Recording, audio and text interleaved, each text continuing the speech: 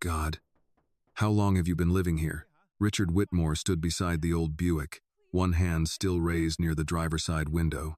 His face was tight with anger. He glanced quickly around. No house? He said, his voice lowering, sounding more like he was talking to himself than to the young woman in front of him. No apartment? Nowhere to go? Annie rubbed her eyes with the back of her hand. Her voice was so small it nearly disappeared into the cold morning air. I don't have a home anymore. Richard blinked at her. Those words should have softened him. Maybe on another morning, under different circumstances, they might have made him stop and think. But right now, he was standing on damp grass in expensive leather slippers, staring at deep tire marks carved into the lawn his landscaping crew had spent 3 weeks restoring after the last storm. Your housing situation has nothing to do with me, he said, pointing down at the ground. But this is private property, my property. Do you understand? You can't drive this piece of junk onto someone else's land and sleep here like it's some roadside motel. Tears spilled from Annie's eyes before she could stop them. She turned slightly, one hand resting on the steering wheel, as if she were touching the shoulder of someone she loved. It's not a piece of junk, she whispered. It was my mother's old car. Richard let out a short, dry breath, without the slightest trace of sympathy. I don't care whether it's junk or your mother's car. He stepped back and kicked the front tire. The Buick gave a dull, tired thud. Annie flinched, as if his foot had struck something alive. If it's sitting on my land, Richard said, then it's costing me money. Do you see this lawn? This is not a park. This is not a public parking lot.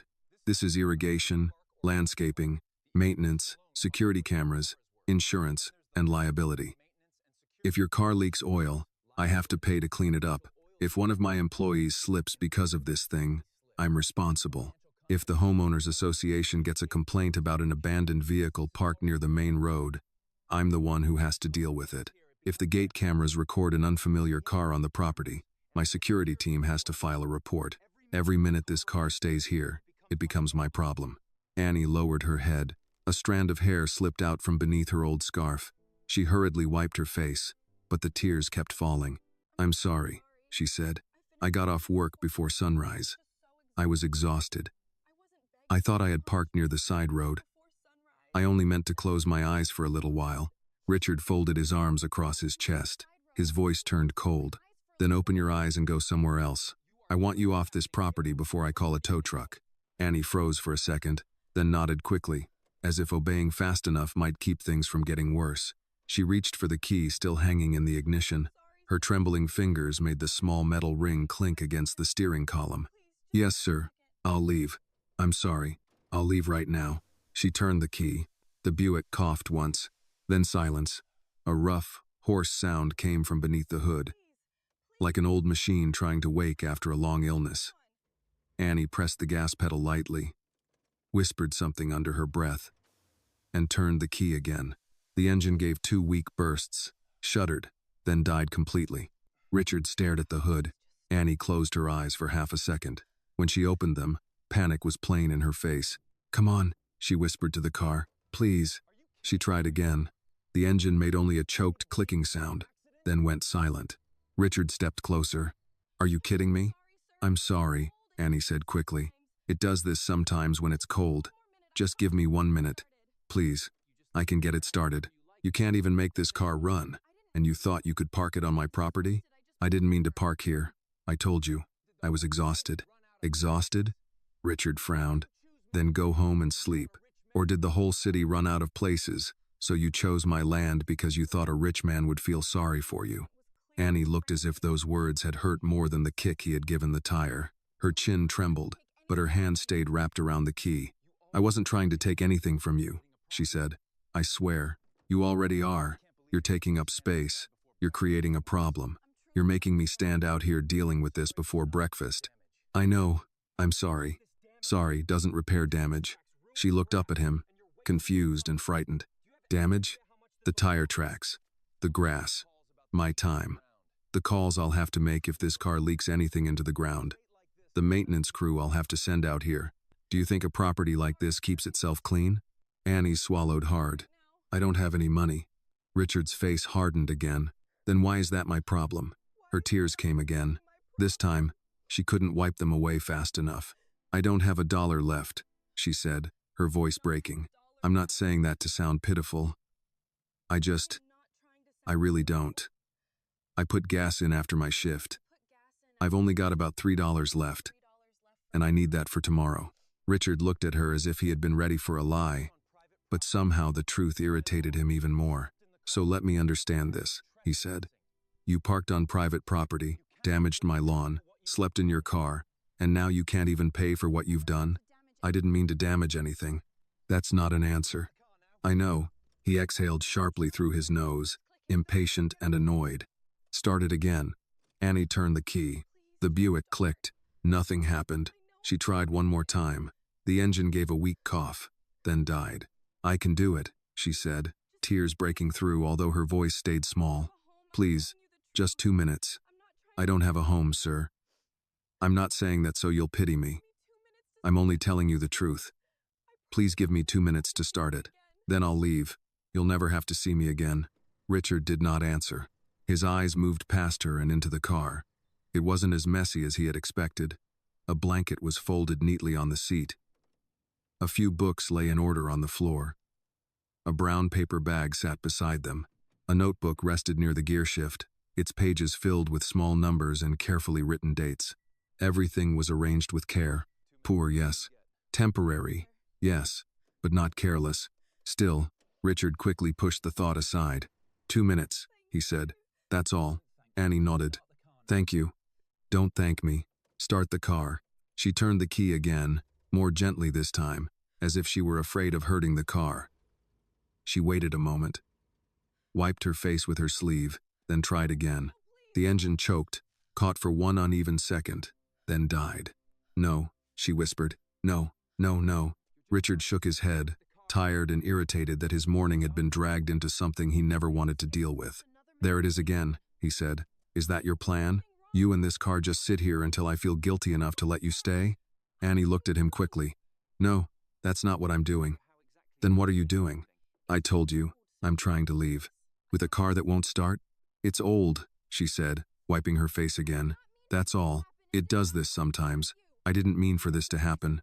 I didn't come here to trap you. Richard's voice rang out across the wet lawn. Then get this piece of junk off my property right now. Annie flinched, but this time, something inside her changed. Her fingers brushed against the faded red ribbon tied around the steering wheel. This is not junk, she said, her voice softer than before, but clearer. This is the only thing my mother left me. Richard opened his mouth to answer. Then he stopped. Richard's eyes stayed on the steering wheel longer than Annie expected.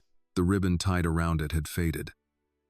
What had once been red was now pale, its edges thin and frayed, as if too many fingers had touched the same place over too many years. Just beneath it was a small photograph, held in place by a strip of tape that had yellowed at the corners. In the picture was a black woman wearing the city's orange sanitation jacket. She stood near the curb, one hand holding a long broom, the other holding a brown paper lunch bag. She was smiling, a tired smile, but a warm one. Beneath the photograph, written carefully in black marker, was the name, Margaret Carter. Richard said nothing. Annie looked at his face, and his silence frightened her more than his shouting had. That's my mother, she said, her voice trembling. Please don't damage it. I know it's old, but that's the only picture I have of my mother smiling like that. Richard turned to look at her. Your mother's name was Margaret Carter? Yes, sir. She worked for the city? Annie nodded, quickly wiping her tears with the sleeve of her work uniform.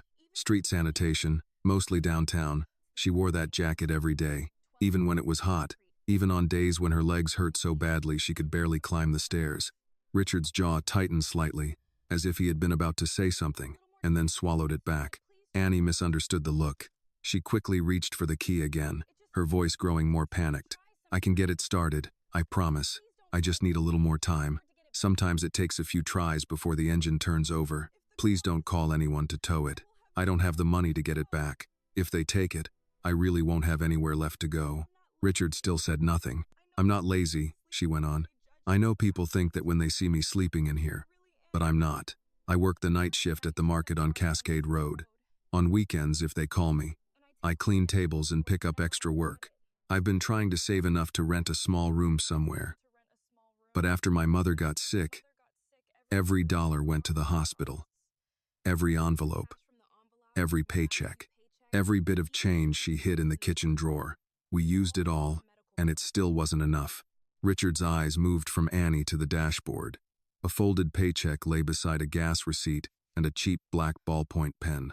Near the gearshift was a small notebook, open to a page filled with numbers written close together: gas, food, phone, medicine, laundry. At the bottom of one page, written smaller than the rest, was one line: save for deposit. Annie saw him looking at the notebook and pulled it closer, as if ashamed to have her life exposed in front of a stranger.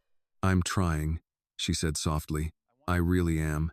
From the front steps of the house, Harold Benson walked over, his phone already in his hand. "Mr. Whitmore," Harold said, stopping a few steps away, "I can have a tow truck here in 15 minutes. Annie turned sharply toward him. Her face went pale. "No, please." Harold looked at her with a cold kind of politeness. "Miss, this is private property. I know, I'm sorry, I'm trying to leave." "In a car that won't start?" "It will. It's just—" She stopped, because even she could hear how weak her own voice sounded. "It's old, that's all." Harold turned to Richard. "Sir, we can't encourage this. Once people think your driveway can be used freely, they'll start talking. Then there will be more cars, more situations, more complaints. It will become a problem." He continued, his voice flat and procedural. "I understand this is unpleasant, but the best thing is to handle it firmly. We can photograph the tire tracks, document the damage, charge what needs to be charged, and move on." "Charge me?" Annie lifted her head, panic filling her eyes. "I already told him, I don't have any money." Harold pressed his lips together. "That does not erase your responsibility." Annie's hands began to shake again. "I'll fix the lawn. I don't know how, but I'll come back after work. I can pull weeds, wash cars, clean windows, anything. Just please don't take my car, please. It was my mother's car. She died in April. I haven't even—" Her voice broke before she could finish the sentence. She pressed her fist against her mouth and turned away. Richard looked back at the photograph. "Margaret Carter," he murmured. Annie sniffed and turned toward him. "Did you know my mother?" Richard did not answer right away. The question pulled him back into a memory from long ago. Downtown Atlanta, many years earlier. The noon heat rising from the concrete. A younger Richard sat near a bus stop with a nearly useless folder on his lap and not a dollar left in his pocket. He had come to the city looking for a job opportunity, but that opportunity had turned out to be a scam. The man who had promised him an interview had taken the last money Richard had under the name of a processing fee, then disappeared. At the time, a woman in an orange jacket had stopped sweeping nearby. She watched him for a moment, then walked over and sat down at the other end of the bench. She opened a brown paper bag, took out half a sandwich wrapped in wax paper, and handed it to him. "Now listen," she said, her voice plain but kind. "Don't sit at a bus stop in the middle of the day looking like you just lost a fight with the whole city."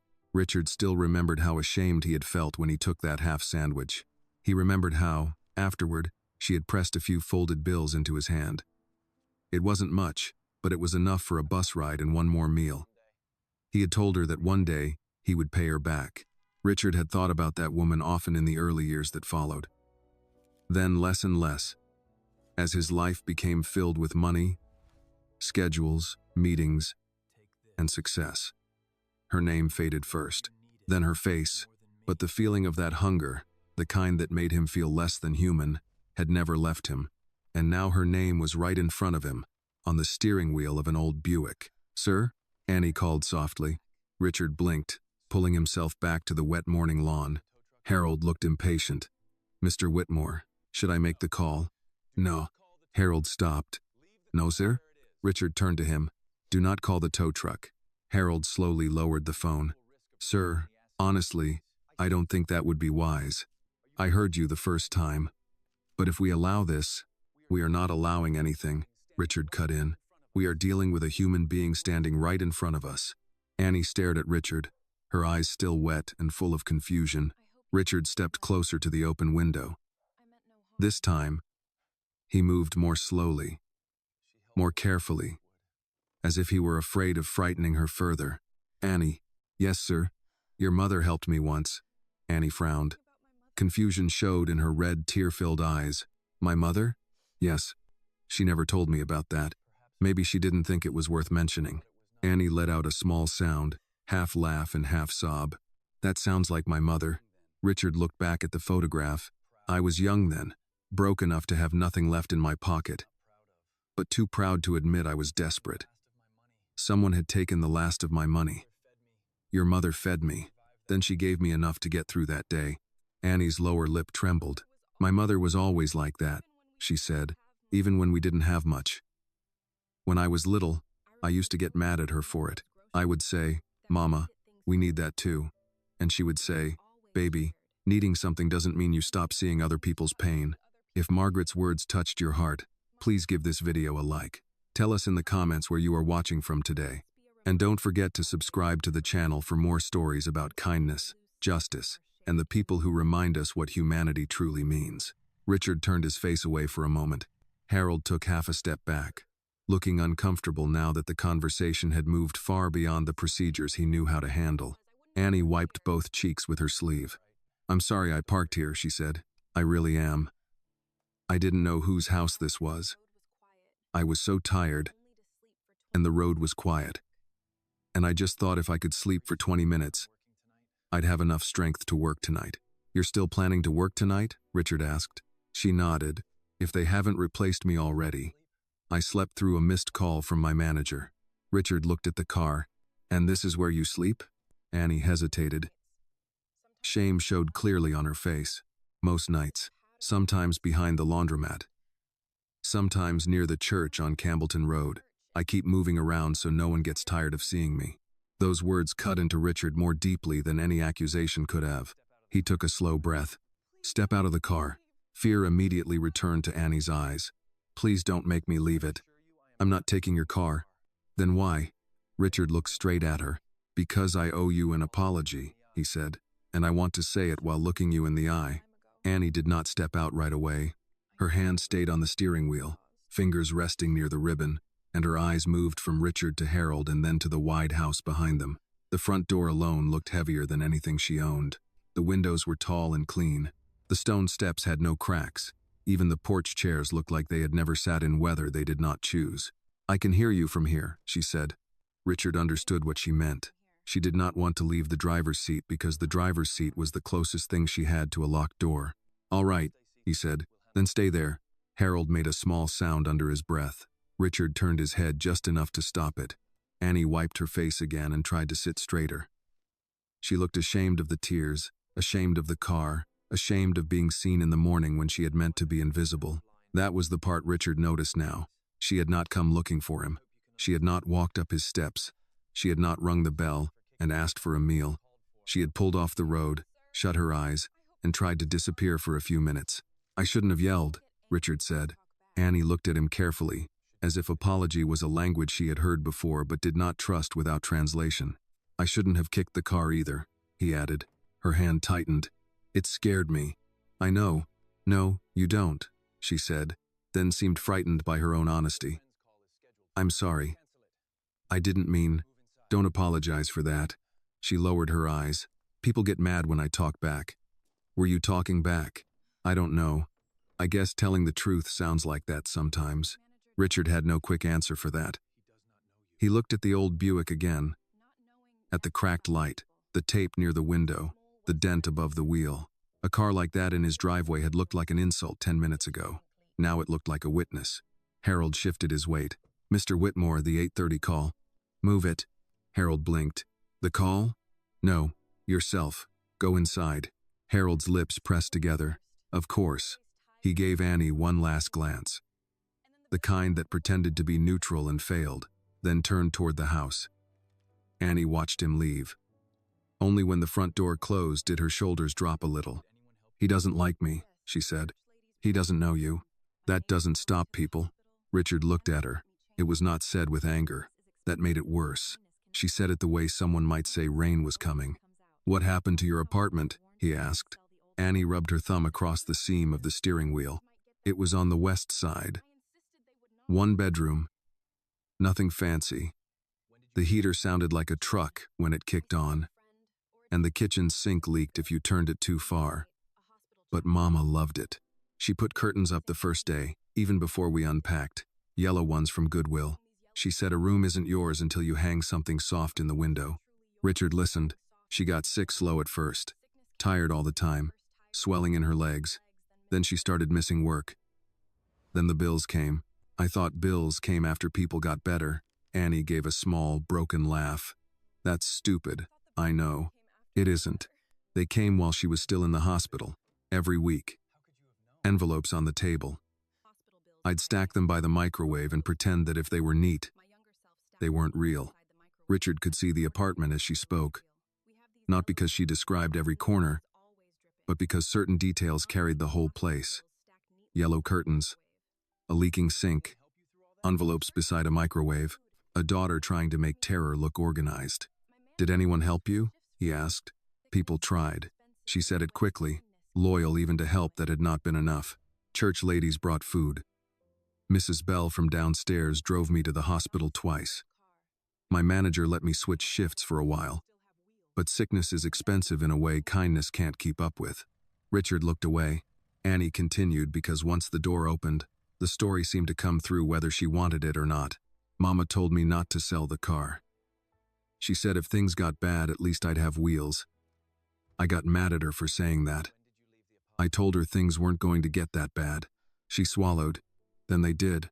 The quiet after that was not empty.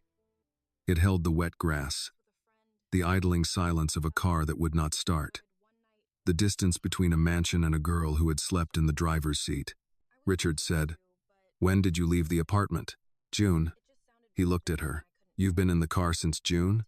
"Not every night," she said, as if that made it better. "A few nights with a friend, but her lease said no long guests. 2 nights in a motel when I had extra tips. 1 night at the hospital chapel, mostly here and there." "And school?" Her face changed. "I was supposed to start community college in August." "Supposed to?" I deferred. That's the word they used. Deferred sounds better than couldn't pay. "What were you going to study?" She hesitated, embarrassed by the size of the answer. "Business. Maybe accounting."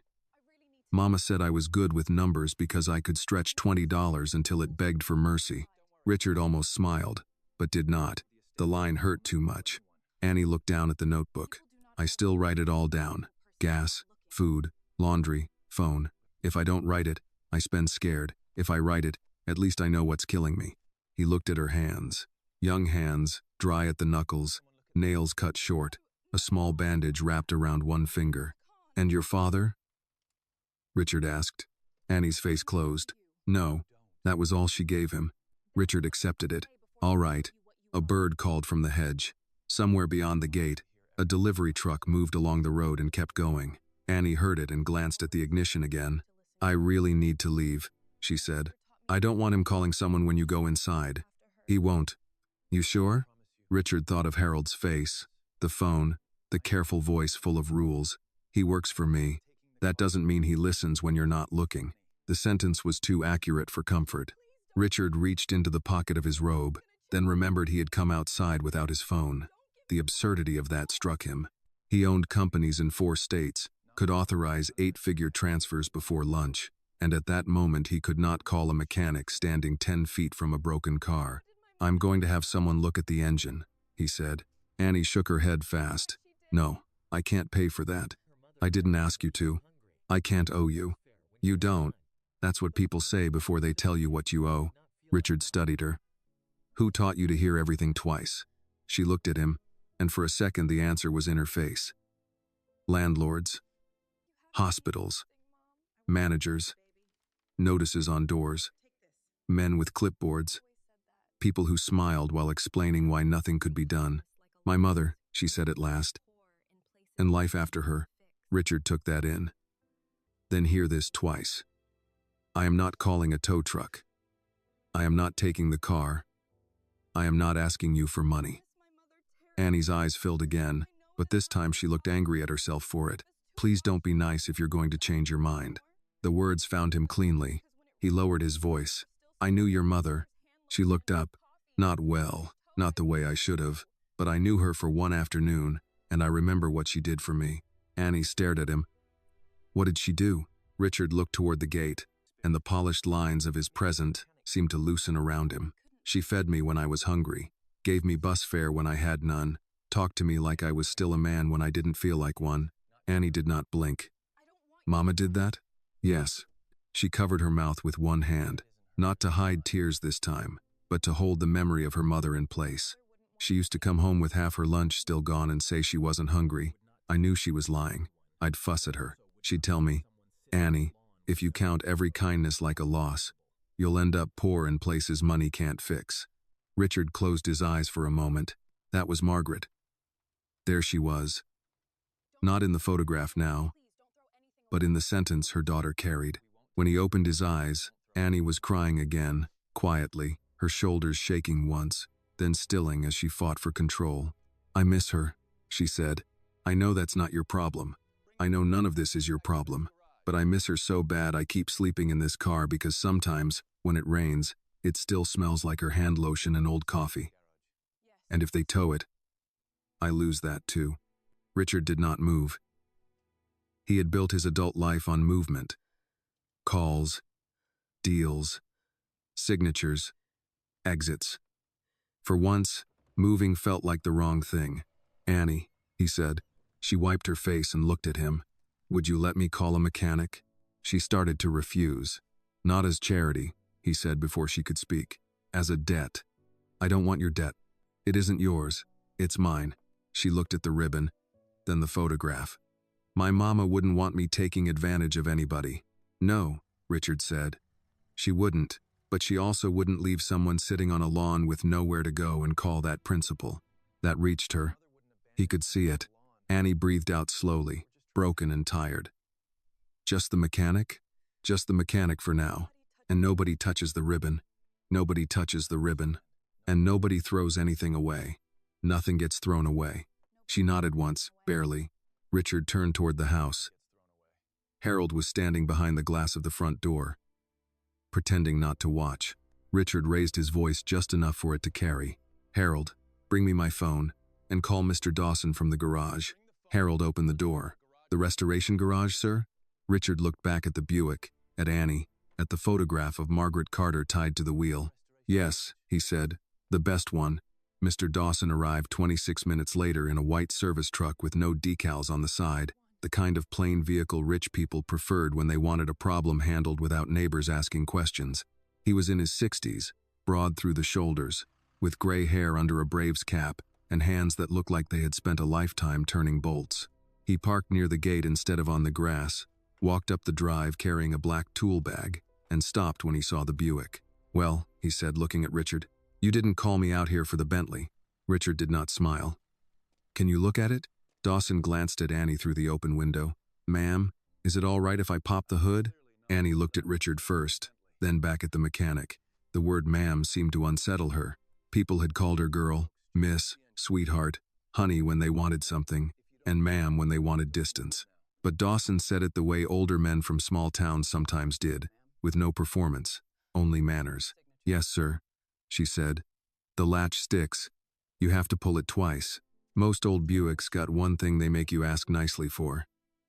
Dawson set his tool bag down and crouched near the grill. What year? 98, Annie said. You sure? She nodded. Mama used to say it was old enough to vote. Dawson gave a short laugh and pulled the hood release. It caught on the second try. The hood rose with a groan, and Annie flinched again. Not because it scared her this time, but because every sound from that car sounded like money she did not have. Richard noticed. You don't have to stand there waiting for bad news, he said. Annie looked at him. That's usually what news is. Dawson leaned over the engine. Battery's weak. Terminals are dirty. Belt's worn. Might have a fuel pump issue. Might not. Let me not insult the lady before I hear her talk. He turned to Annie. When did it start giving you trouble? A while ago. How long is a while? She hesitated. Maybe 2 months. Richard looked at her. She lowered her eyes. It still starts most days. Most days, Dawson repeated, not unkindly. And on the other days, I wait. Or I ask somebody for a jump if I'm near a store. Sometimes it works after I let it sit. Dawson nodded the way a doctor might nod at symptoms. He did not scold her. That alone seemed to make Annie's mouth tremble. I was going to fix it, she said quickly. I had money put aside. But then the apartment happened, and the funeral, and I had to choose. Nobody's accusing you, Dawson said. Harold stood near the steps with Richard's phone in his hand, still trying to look useful. Mr. Whitmore, if the vehicle requires more than a quick battery service, perhaps it would be better to remove it from the property and… Richard turned. Harold. Yes, sir? Stop talking about removing it. Harold's face tightened. Of course. Dawson looked between the men, decided the house had its own engine trouble, and returned to the Buick. He cleaned the terminals, tested the battery, checked the oil, tapped something near the intake, then asked Annie to turn the key. She did, and the engine coughed with more life than before, but still failed. Again, Dawson called. She tried again. The car caught for 3 seconds, rough and uneven. Then quit. Annie pressed both hands to the wheel. Please. That one word was not aimed at anyone standing there. It was aimed at the car, at the morning, at whatever small mercy might still be listening. Dawson straightened. She can be made to run, but not out here with me guessing. I need to get it to the shop. Annie's face went white. No. Dawson raised a hand. Not the junkyard. My shop. No, she said again, turning to Richard now. You said nobody would take it. I said nobody would tow it away from you. That sounds the same. It isn't. To you, maybe. Richard took that. She was right to be careful. He had lived long enough among contracts to know that people were often harmed in the space between similar words. Dawson wiped his hands on a rag. I can bring a flatbed and take it myself. She can ride along if she wants. Or follow with you. Nothing gets removed from the car unless she says so. Annie shook her head. I can't leave my things. We can lock the shop. I don't mean lock, her voice cracked. I mean I can't let people touch them. Richard looked inside the car again. He saw the folded blanket, the food bag, the books, the notebook, and the photograph beneath the ribbon. Not clutter. Evidence of a life reduced to what could fit between 2 doors. All right, he said. Then we empty it first. Annie looked startled. Into where? The house. No. Harold's eyes widened. Sir? Richard did not look at him. Into the guest room off the library. No one touches anything without her permission. Annie's hand went to her chest. I can't go in there. Why not? Because I'm dirty. The words came out so plainly that they silenced everyone. Annie looked down at her work shirt, the wrinkled sleeves, the small stain near the cuff, her shoes with grass on the soles from when she had stepped out earlier, and then quickly returned to the car. Shame moved across her face in a way Richard could not miss. I got off work, she said. I haven't showered.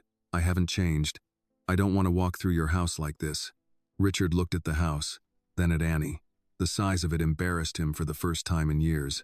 It's a house, he said, not a courtroom. For you. The answer stopped him. Dawson bent to close his tool bag and pretended not to hear. Harold looked at the lawn. Richard stood still because Annie had just named the thing money always tried to hide. Doors did not feel the same to everyone. My mother used to clean houses like this, Annie said, her voice lower now. Not yours. Houses like it. She'd come home and tell me how careful she had to be not to leave a mark. Don't touch the glass. Don't drip water on the floor. Don't sit unless they tell you. Don't look tired. Don't make them remember you're a person unless they're in the mood for it. Richard's face changed. Annie seemed to realize she had said too much. I'm sorry. He shook his head once. Stop apologizing for telling me the truth. She looked at him then, really looked, and something fragile moved between them. Not trust. Not yet.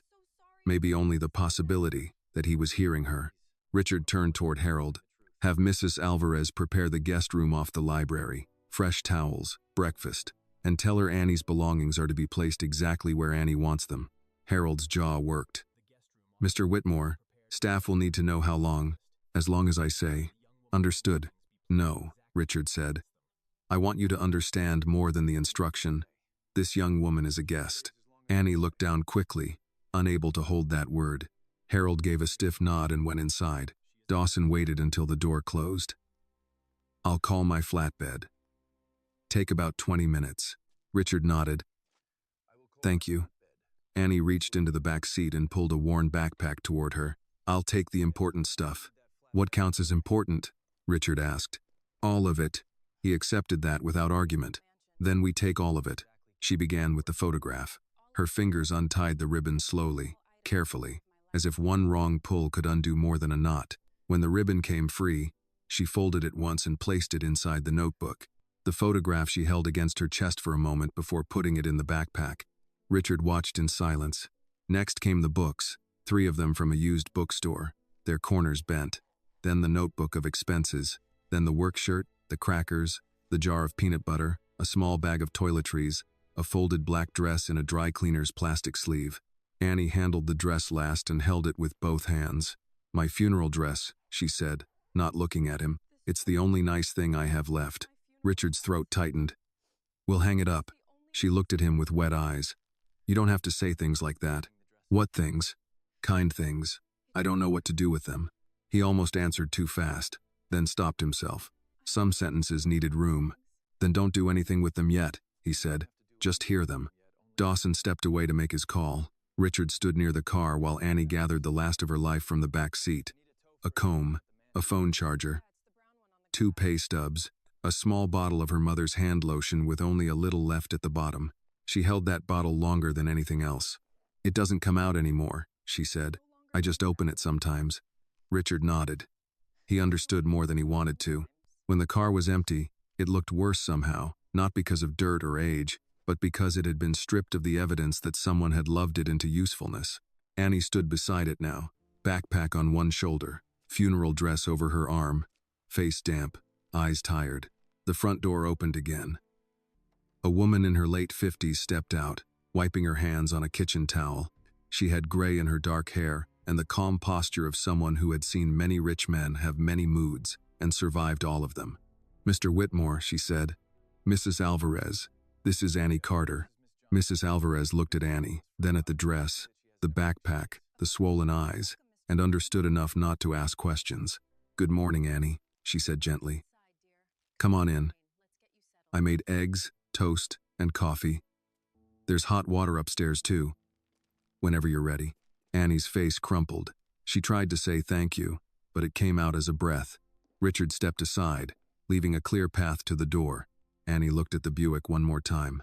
"You promise nobody's taking it where I can't find it?" "I promise. And the ribbon stays with me." "It stays with you." She nodded and began walking toward the house with Mrs. Alvarez beside her, not touching her, only walking at the same pace. Richard remained on the lawn as Dawson returned from his call.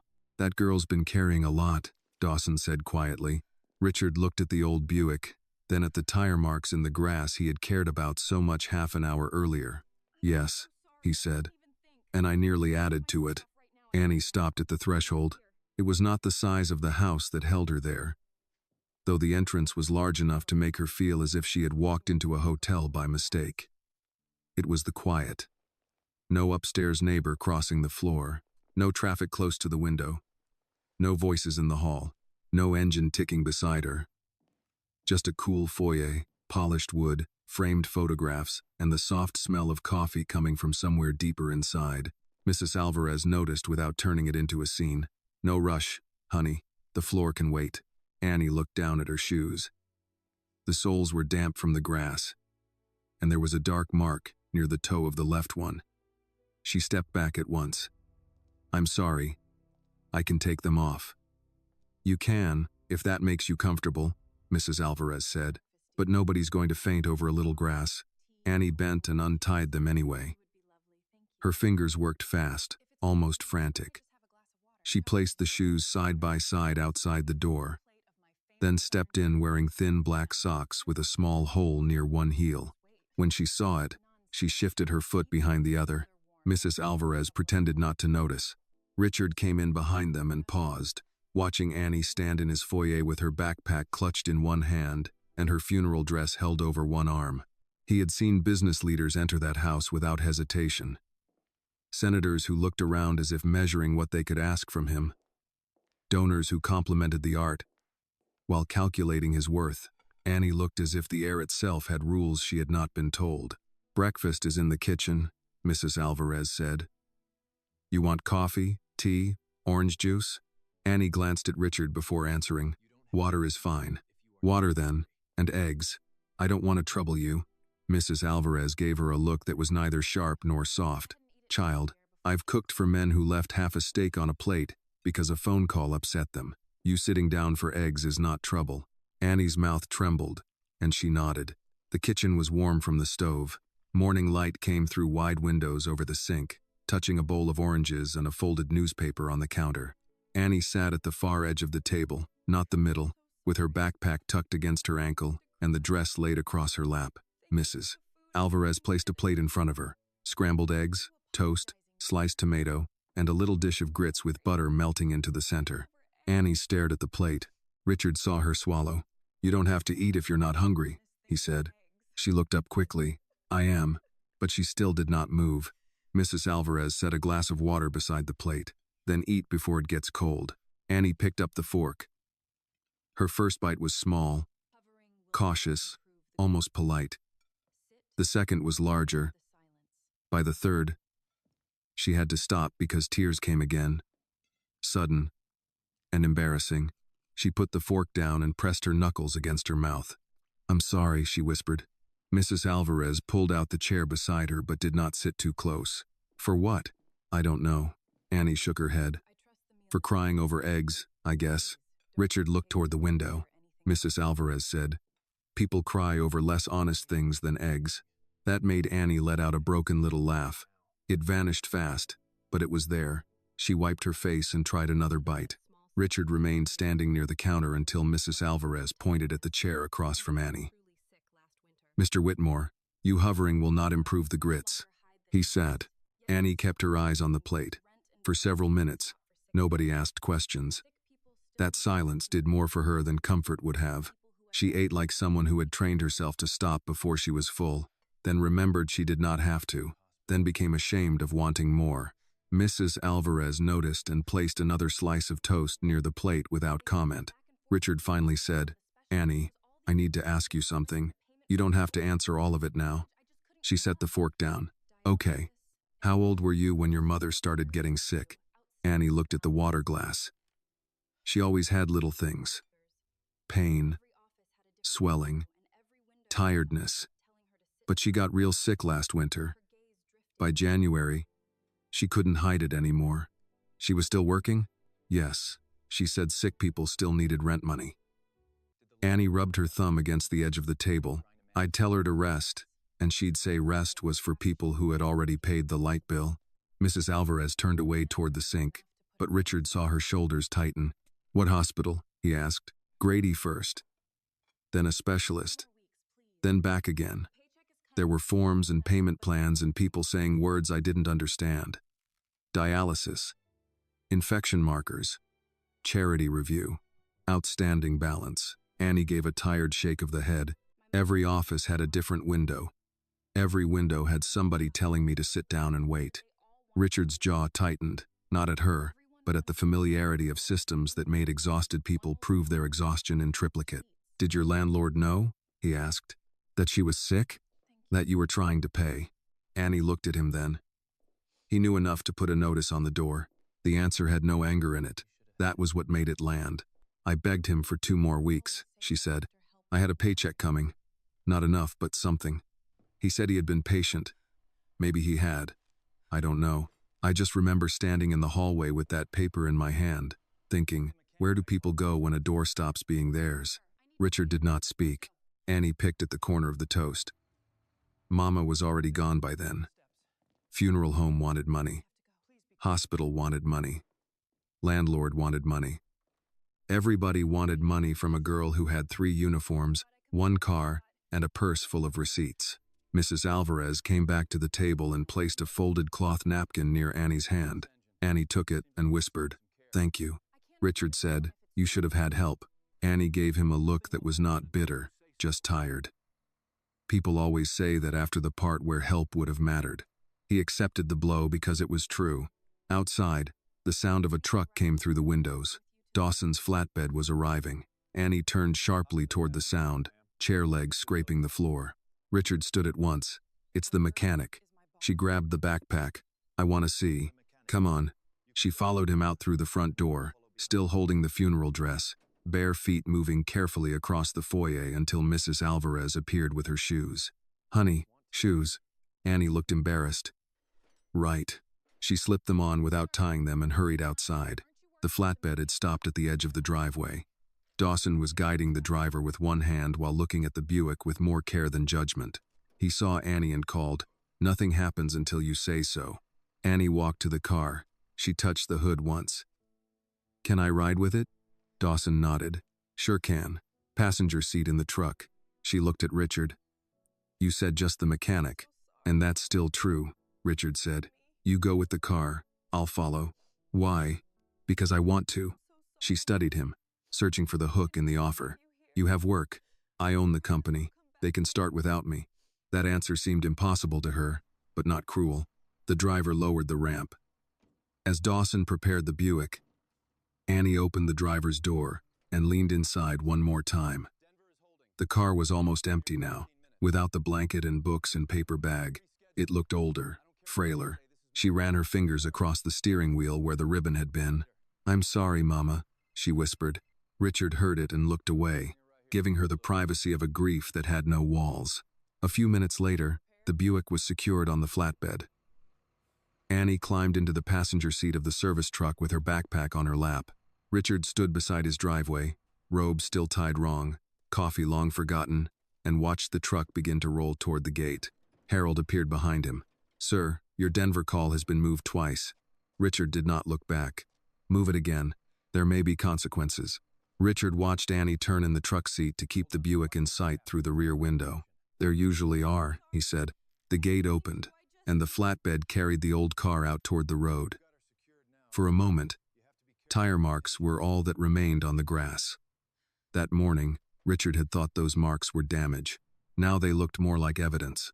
Proof that someone had reached his door carrying a story he had been too angry to read.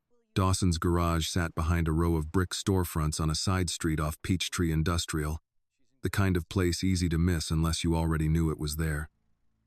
No sign shouted for attention. No flags waved. The building had 3 bay doors, a small office with Venetian blinds, and a coffee machine inside that looked older than some of the cars it served.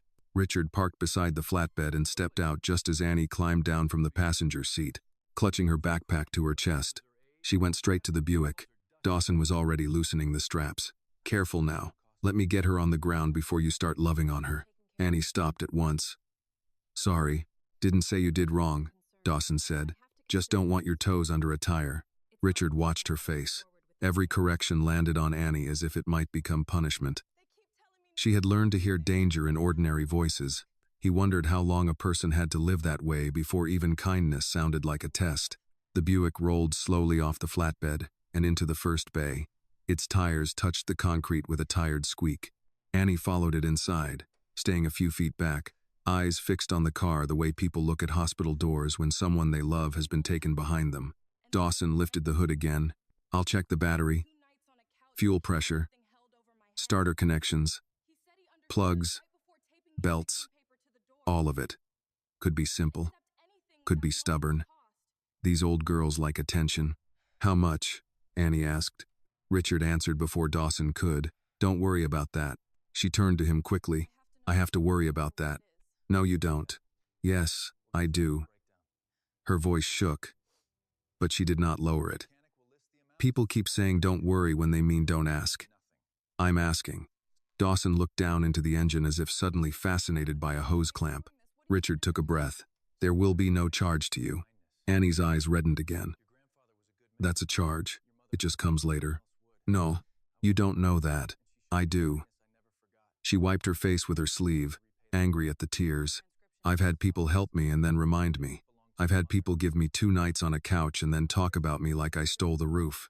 I've had a landlord say he understood, right before he taped paper to the door.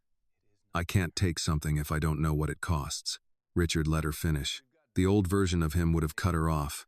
The man from that morning would have told her not to be dramatic. But standing in Dawson's garage, with Margaret Carter's daughter trembling beside a car that would not start, he understood that Annie was not arguing over money. She was defending the last border she still controlled. "All right," he said. "Then we'll write it down." She blinked. "What?" "The cost. Dawson will write the cost. I will pay it. You will owe me nothing. If you need the words on paper, I'll put them on paper." Annie looked unsure. "Why would you do that?" "Because your mother once paid for me when I couldn't pay for myself." That was her. Annie said. Not me. I know. So why do I get the help? Because she isn't here to receive it. Annie looked down. Her mouth tightened, and the tears came again. Quieter this time. That doesn't feel fair. No, Richard said. It doesn't. Dawson cleared his throat gently. There's a little office over there. Coffee's bad, but it's hot. Chairs don't bite. This may take a while. Annie looked at the Buick. Can I stay where I can see it? Doors open, Dawson said. The office had a small table, 2 chairs, old racing calendars on the wall, and a window looking into the bay. Annie sat facing the car. Richard sat across from her, still in the robe he had forgotten he was wearing until 2 mechanics walked past and pretended not to notice. He should have felt ridiculous. Instead, he felt stripped of the armor his suits usually gave him. Annie placed her backpack on her lap. She opened it and checked inside. Notebook, ribbon, photograph, lotion bottle, pay stubs, folded dress. Then she closed it. Richard noticed. You count your things often? She gave him a tired look. When you carry everything, you check everything. He nodded. Dawson brought 2 paper cups of coffee and 1 packet of crackers from the vending machine. On the house, he said. Annie looked at the crackers. I can pay for those. Dawson put the packet on the table. I know. I'm still giving them to you. She stared at the small package for a moment before taking it. Thank you. When Dawson left, Richard said, Tell me about school. Annie turned the crackers in her hand without opening them. I graduated in May. This year? She nodded. Mama was in the hospital. She made the nurse help her watch the ceremony on my phone. The signal kept freezing. Every time it froze, Mama said, That's all right. Gives me more time to be proud. Richard looked at the bay window because Annie's face made it hard to look anywhere else. She wanted me to go to Georgia State, Annie said. I got accepted. Not full scholarship, but some aid. I was going to study business. Maybe accounting. I like numbers because they don't lie unless people make them. That's a good reason. I deferred. I told them family emergency. That sounds cleaner than broke. What would it take to go back? She looked at him sharply. Don't. I'm asking. No, you're measuring. Rich people ask questions like they're opening a drawer. Richard leaned back in his chair. Fair. She looked surprised he admitted it. I wasn't always rich, he said. Annie's eyes moved over the robe, the watch on his wrist, the car keys on the table. That must have been a long time ago. It was. Then maybe you forgot. The words were not cruel. They were worse. They were accurate. Richard folded his hands. I did. Annie's expression changed a little. He looked through the office window at the Buick. When I was 24, I came to Atlanta chasing work. I had 1 bag, a folder of resumes, and enough cash to last a few days. A man told me he could get me an interview if I paid a fee. I was hungry enough to believe him. He robbed you? Not with a gun, with a smile. Annie looked down. That happens too. Yes, it does. I ended up near the bus station with no money. Your mother was working that block. She gave you food. Half her lunch. Bus fare too. Annie opened the crackers at last, but did not eat. She never told me. She probably forgot me by dinner. No. Annie shook her head. Mama didn't forget people. She just didn't brag. Richard looked at her. She said something to me that day. I told her I'd pay her back. She said, pay it forward when life gives you the chance. Annie's eyes filled again, but this time she smiled through it, small and painful. She said that all the time. Used to get on my nerves. She was right. She usually was. Annie wiped her cheek. I hated that too. For a moment, the garage office held them gently. Not healed. Not solved. Just 2 people sitting with the same woman between them, one who had lived poor and given anyway. Dawson tapped on the glass, then opened the office door. Good news and regular news. Annie stood too fast. Is it dead? No, ma'am. Battery is done. Terminals are bad. Belt needs replacing. Plugs are tired. Fuel filter's nasty. She needs work. But she's not dead. Annie pressed a hand to her mouth. She can run? She can run. Richard saw her shoulders shake once. She turned away, embarrassed, but Dawson kindly pretended to check his clipboard. How long? Richard asked. If I put 2 men on it, by tomorrow afternoon. If we order a couple parts fast, maybe sooner. Annie looked at Richard in alarm. Tomorrow? Where am I supposed to? She stopped herself. The sentence hung there. Richard stood. The guest room is ready. Annie shook her head. I can't stay in your house. You can. I don't know you. You knew my better creditor. She frowned through tears. What does that mean? It means your mother gave me more than I deserved, and she charged me nothing. I'm asking you to accept one safe night while your car is repaired. One night? One night. Door locks. Mrs. Alvarez is there. You can leave whenever you choose. Annie looked through the window at the Buick, then down at her backpack. Her voice became small again. I'm tired. I know. I mean really tired. I know. She nodded once, not quite agreeing, not quite surrendering, just too worn down to keep standing alone. Richard picked up his keys. Then let's go back. Annie looked at Dawson. You'll call if anything changes? I'll call, he said. And nobody touches that ribbon. She held the backpack closer. Richard opened the office door for her. Annie walked through slowly, as if every doorway still needed permission. Outside, the morning had warmed, and traffic moved beyond the garage like the city had no idea anything important had happened. Before getting into Richard's car, Annie looked back at the open bay. The Buick sat under the shop lights with its hood raised, old and tired, but not finished. For the first time all morning, so did she. The ride back to Richard's house was quiet for the first mile. Annie sat in the passenger seat with her backpack on her lap, and both hands wrapped around it. She had buckled the seatbelt slowly, as if afraid to touch the wrong thing. Richard's car smelled faintly of leather and coffee, and the dashboard had more buttons than she cared to understand. She kept her eyes on the road, counting familiar things whenever she could find them. A gas station, a church sign, a bus stop, a woman walking a small dog near a pharmacy. Ordinary things helped. Ordinary things did not ask questions. Richard glanced at her once. Are you cold? No, sir. You can adjust the air. I'm fine. He left it alone. At the next red light, Annie looked down at her work shirt and pressed her fingers over the stain near the cuff. I should call my manager. Richard handed her his phone before thinking. She stared at it. It's just a phone, he said. It's probably worth more than my rent used to be. Probably not. She gave him a look. All right, he said. Maybe. The corner of her mouth moved. Almost a smile, but it did not stay. She took the phone with two hands and dialed from memory. Richard listened without pretending not to. Mr. Cole? It's Annie. I'm sorry I missed your call. No, I didn't quit. My car broke down after my shift. Yes, sir, I understand. I can still come in tonight if you need me. I know. I know it looks bad. No, sir, it won't happen again. Her face tightened. Richard gripped the steering wheel. No, I don't have the uniform with me right now, but I can get it. Yes, sir. Thank you for not taking me off the schedule. Thank you. She ended the call and held the phone out. He threatened your job? Richard asked. He said if I miss tonight, he'll give my hours to someone else. You worked last night. That's why they call it work.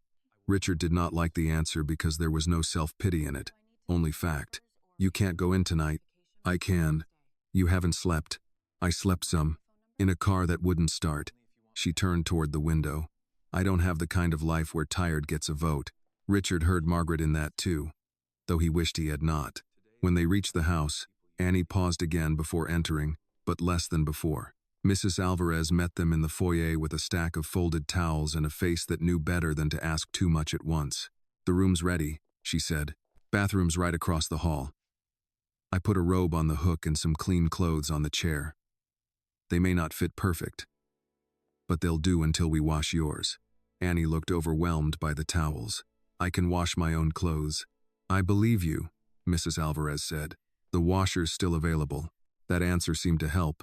Richard said, I'll be in my office. Annie looked at him quickly. Do I need to sign anything? No. Do I need to give you my ID? No. Do you want my phone number? Only if you want me to have it. She frowned. Not from suspicion this time, but confusion. People usually ask for something. Richard's voice softened. Then let's not do usual today. Mrs. Alvarez led Annie down a hall lined with framed photographs of places Richard had purchased, renovated, sold, or renamed. Annie did not know that. To her, they were only buildings that looked too expensive to enter. The guest room sat off the library. with a queen bed, a small writing desk, a lamp, and curtains the color of cream. A vase of fresh flowers stood on the dresser. Annie stopped when she saw them. Mrs. Alvarez followed her eyes. Too much? Annie shook her head. No. My mama liked flowers. She'd buy the half-dead ones at Kroger when they marked them down and say they just needed somebody to believe in them for 3 more days. Mrs. Alvarez smiled faintly. Smart woman. She was. The bathroom across the hall had white towels, soap still in paper, and a shower with glass doors. Annie stood inside it for a long moment after Mrs. Alvarez left.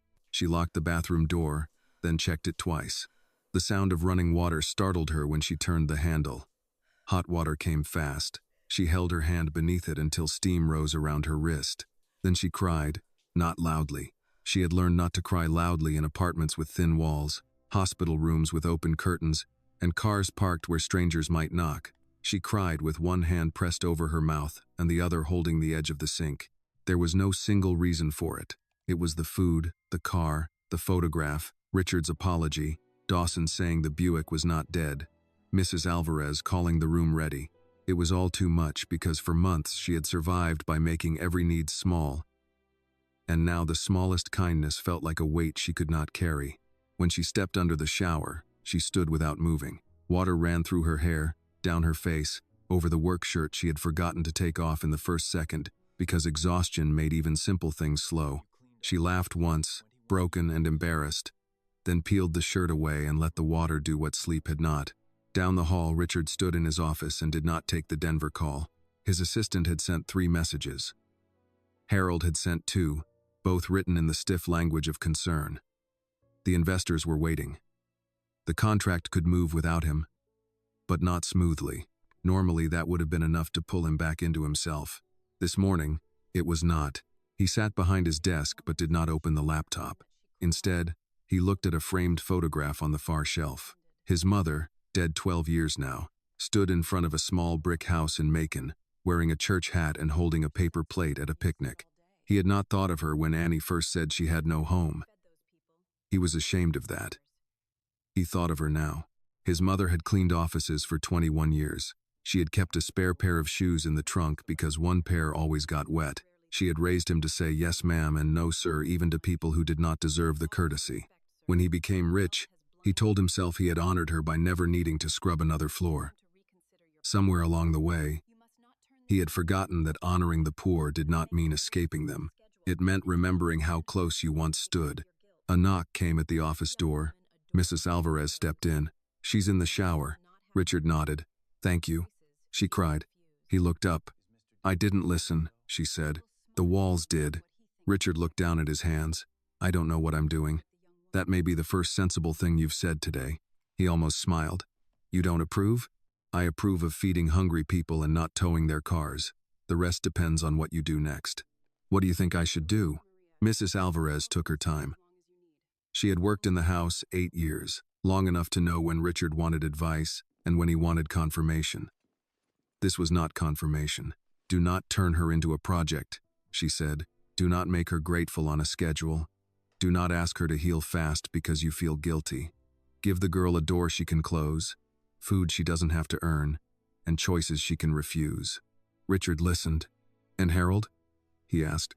Mrs. Alvarez's face cooled. Harold will smile while doing whatever he thinks protects the house from people like her. Richard leaned back. People like her. That's how he'll say it without saying it. He knew she was right. Harold believed in order above mercy, and he had served Richard well because Richard had often believed the same. I'll handle Harold, Richard said.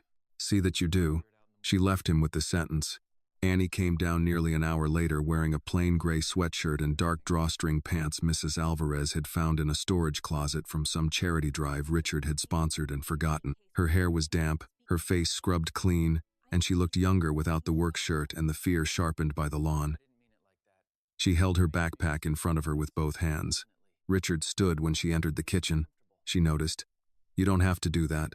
My mother would disagree. Annie looked at him, unsure whether to smile. Mine too. Mrs. Alvarez set a bowl of chicken soup and rice on the table. Eat. Then sleep. I need to go to work tonight, Annie said. Richard sat across from her. You need to sleep. My manager said. I heard. Then you heard I can't lose the hours. Richard chose his words carefully. What if the hours were covered? Her face closed. Covered how? I can call your manager. No. Annie. No. The word came out firmer this time. Please don't call him. Please don't make me look like some charity case with a rich man speaking for me. I need that job. I need him to see me as someone who shows up. Richard stopped. Mrs. Alvarez gave him a look from the stove that said, Listen. All right, he said. I won't call. Annie's shoulders eased by an inch. But I can ask a question, he said. Not as your boss. Not as his. Just to you. If you go in tonight without sleep, what happens tomorrow? She looked at the soup. Steam moved across her face. Tomorrow happens anyway. That isn't an answer. It's the only one I've had. Richard let that sit. Take one night. Call him yourself. Tell him your car is in the shop and you are sick from exhaustion. That's true enough. If he fires you for one night, then it was never stable enough to save you. Annie looked at him with distilled anger. Easy to say when you have a house like this. Yes, Richard said. It is easy for me to say. That doesn't make it wrong. She looked away. Mrs. Alvarez placed a spoon beside the bowl. Eat first. Decide after. Annie picked up the spoon. She ate slowly now, not as desperate as before, but still with the careful habit of someone measuring each bite. Halfway through, her eyelids grew heavy. She tried to hide it. Richard noticed and said nothing. After the bowl was empty, Annie stood. I'm just going to sit upstairs for a minute. Mrs. Alvarez nodded. Of course. Annie looked at Richard. You'll call Dawson if he calls? Yes. And the car stays there? Yes. And Harold won't touch it. She held his eyes for a moment, then nodded. Okay. She walked upstairs with her backpack. The bedroom door closed a minute later. Softly but firmly. Richard heard the lock turn. Mrs. Alvarez began clearing the bowl. Good. Richard looked toward the staircase. The lock? The fact that she used it. He understood. In the quiet that followed, Richard's phone vibrated again. Denver. Investors. Numbers. Property. Deadlines. The world he had built was still waiting, impatient as ever. He silenced the phone and looked out the kitchen window toward the driveway, where the tire marks remained in the grass. For the first time that day, he did not see damage. He saw where the truth had entered. Annie slept for 4 hours and woke as if she had done something wrong. For a few seconds she did not know where she was. The ceiling was too high, the bed too soft, the air too quiet. Then she saw her backpack on the chair, her funeral dress hanging inside the closet with the plastic sleeve still over it, and the photograph of her mother propped against the lamp. She had placed it there before lying down, then locked the door and slept in her clothes because changing felt like admitting she might stay. She sat up fast and reached for the backpack. Notebook, ribbon, lotion bottle, pay stubs, phone charger, all there. Only then did she breathe. Her phone had 3 missed calls from work and 1 text from Mr. Cole. Need answer by 4 or I cover your shift. Annie looked at the time, 3:38. She pressed the phone to her chest and closed her eyes. Sleep had not made the world easier. It had only moved the trouble a few hours down the road. Downstairs, Richard sat in his office with Harold Benson standing across from the desk. Harold had waited until Annie was asleep to say what he had been holding since morning. I understand the emotional connection, Harold said. I do, but this is exactly how situations get out of hand. Richard looked at him over a folder he had not read. You understand the emotional connection? I understand that the woman in the photograph once helped you. Her name was Margaret Carter. Yes, sir, Margaret Carter. Harold gave the name the proper amount of respect and no warmth. But the daughter is still a stranger. She arrived on your property in a non-functioning vehicle, admitted she has no residence, and now she is inside the house. Staff are aware. Dawson is aware. If this becomes known, it could raise questions. Questions from whom? Board members, investors, neighbors, press, if anyone decides to make it one of those stories. One of what stories? Harold paused. He knew tone mattered with Richard. A story about a wealthy man and a homeless young woman. People enjoy twisting generosity into scandal. Richard's eyes narrowed. Is that concern for me or disgust for her? Harold straightened. It is concern for the household. The household has survived worse than a guest room being used. This is not a guest in the ordinary sense. No, Richard said. It is someone who needed help, and help can be provided through proper channels. Richard closed the folder. Proper channels told her to wait while her mother died. Harold's face tightened, but he did not stop. Then, give money to a foundation. Establish a grant. Make a call. You do not need to bring this girl into your private residence. Richard stood slowly. This girl has a name. Annie, Harold said too quickly. Use it like you mean it. Silence moved across the office. Harold lowered his voice. Mr. Whitmore, I have served this house for 9 years. My job is to see risks before they become consequences. You are reacting from guilt. I am trying to protect you from a decision made in a moment. Richard looked toward the window. From the office, he could still see the faint tire marks in the lawn. Groundskeeping had already asked whether they should repair them. He had said no. You may be right about one thing, Richard said. I am reacting from guilt. That doesn't mean I'm wrong. A knock came at the office door before Harold could answer. Mrs. Alvarez stepped in, holding the cordless house phone. Dawson on line 2, she said. And Annie is awake. Richard reached for the phone. Thank you. Mrs. Alvarez did not leave. Her eyes moved once to Harold, then back to Richard. She had heard enough from the hall to know what kind of conversation had been taking place. Richard picked up. Dawson. The mechanic's voice came through low and rough. She'll run by tomorrow. But I need your approval on the work. You have it. You haven't heard the price. I said you have it. All right. Battery, belt, plugs, filters, fuel pump, tires soon, but not today unless you tell me. Also, there's a coolant leak. Small. I'd fix it before it becomes large. Fix it. Dawson paused. You planning to give this car back to her patched or fixed? Richard looked at Harold. Fixed. That'll cost. I know what fixed means. Good. Because that girl doesn't need a car that starts just long enough to break her heart on the next corner. Richard's voice softened. Call me when it's done. He hung up. Harold said, May I ask what that repair will cost? No. Sir, no.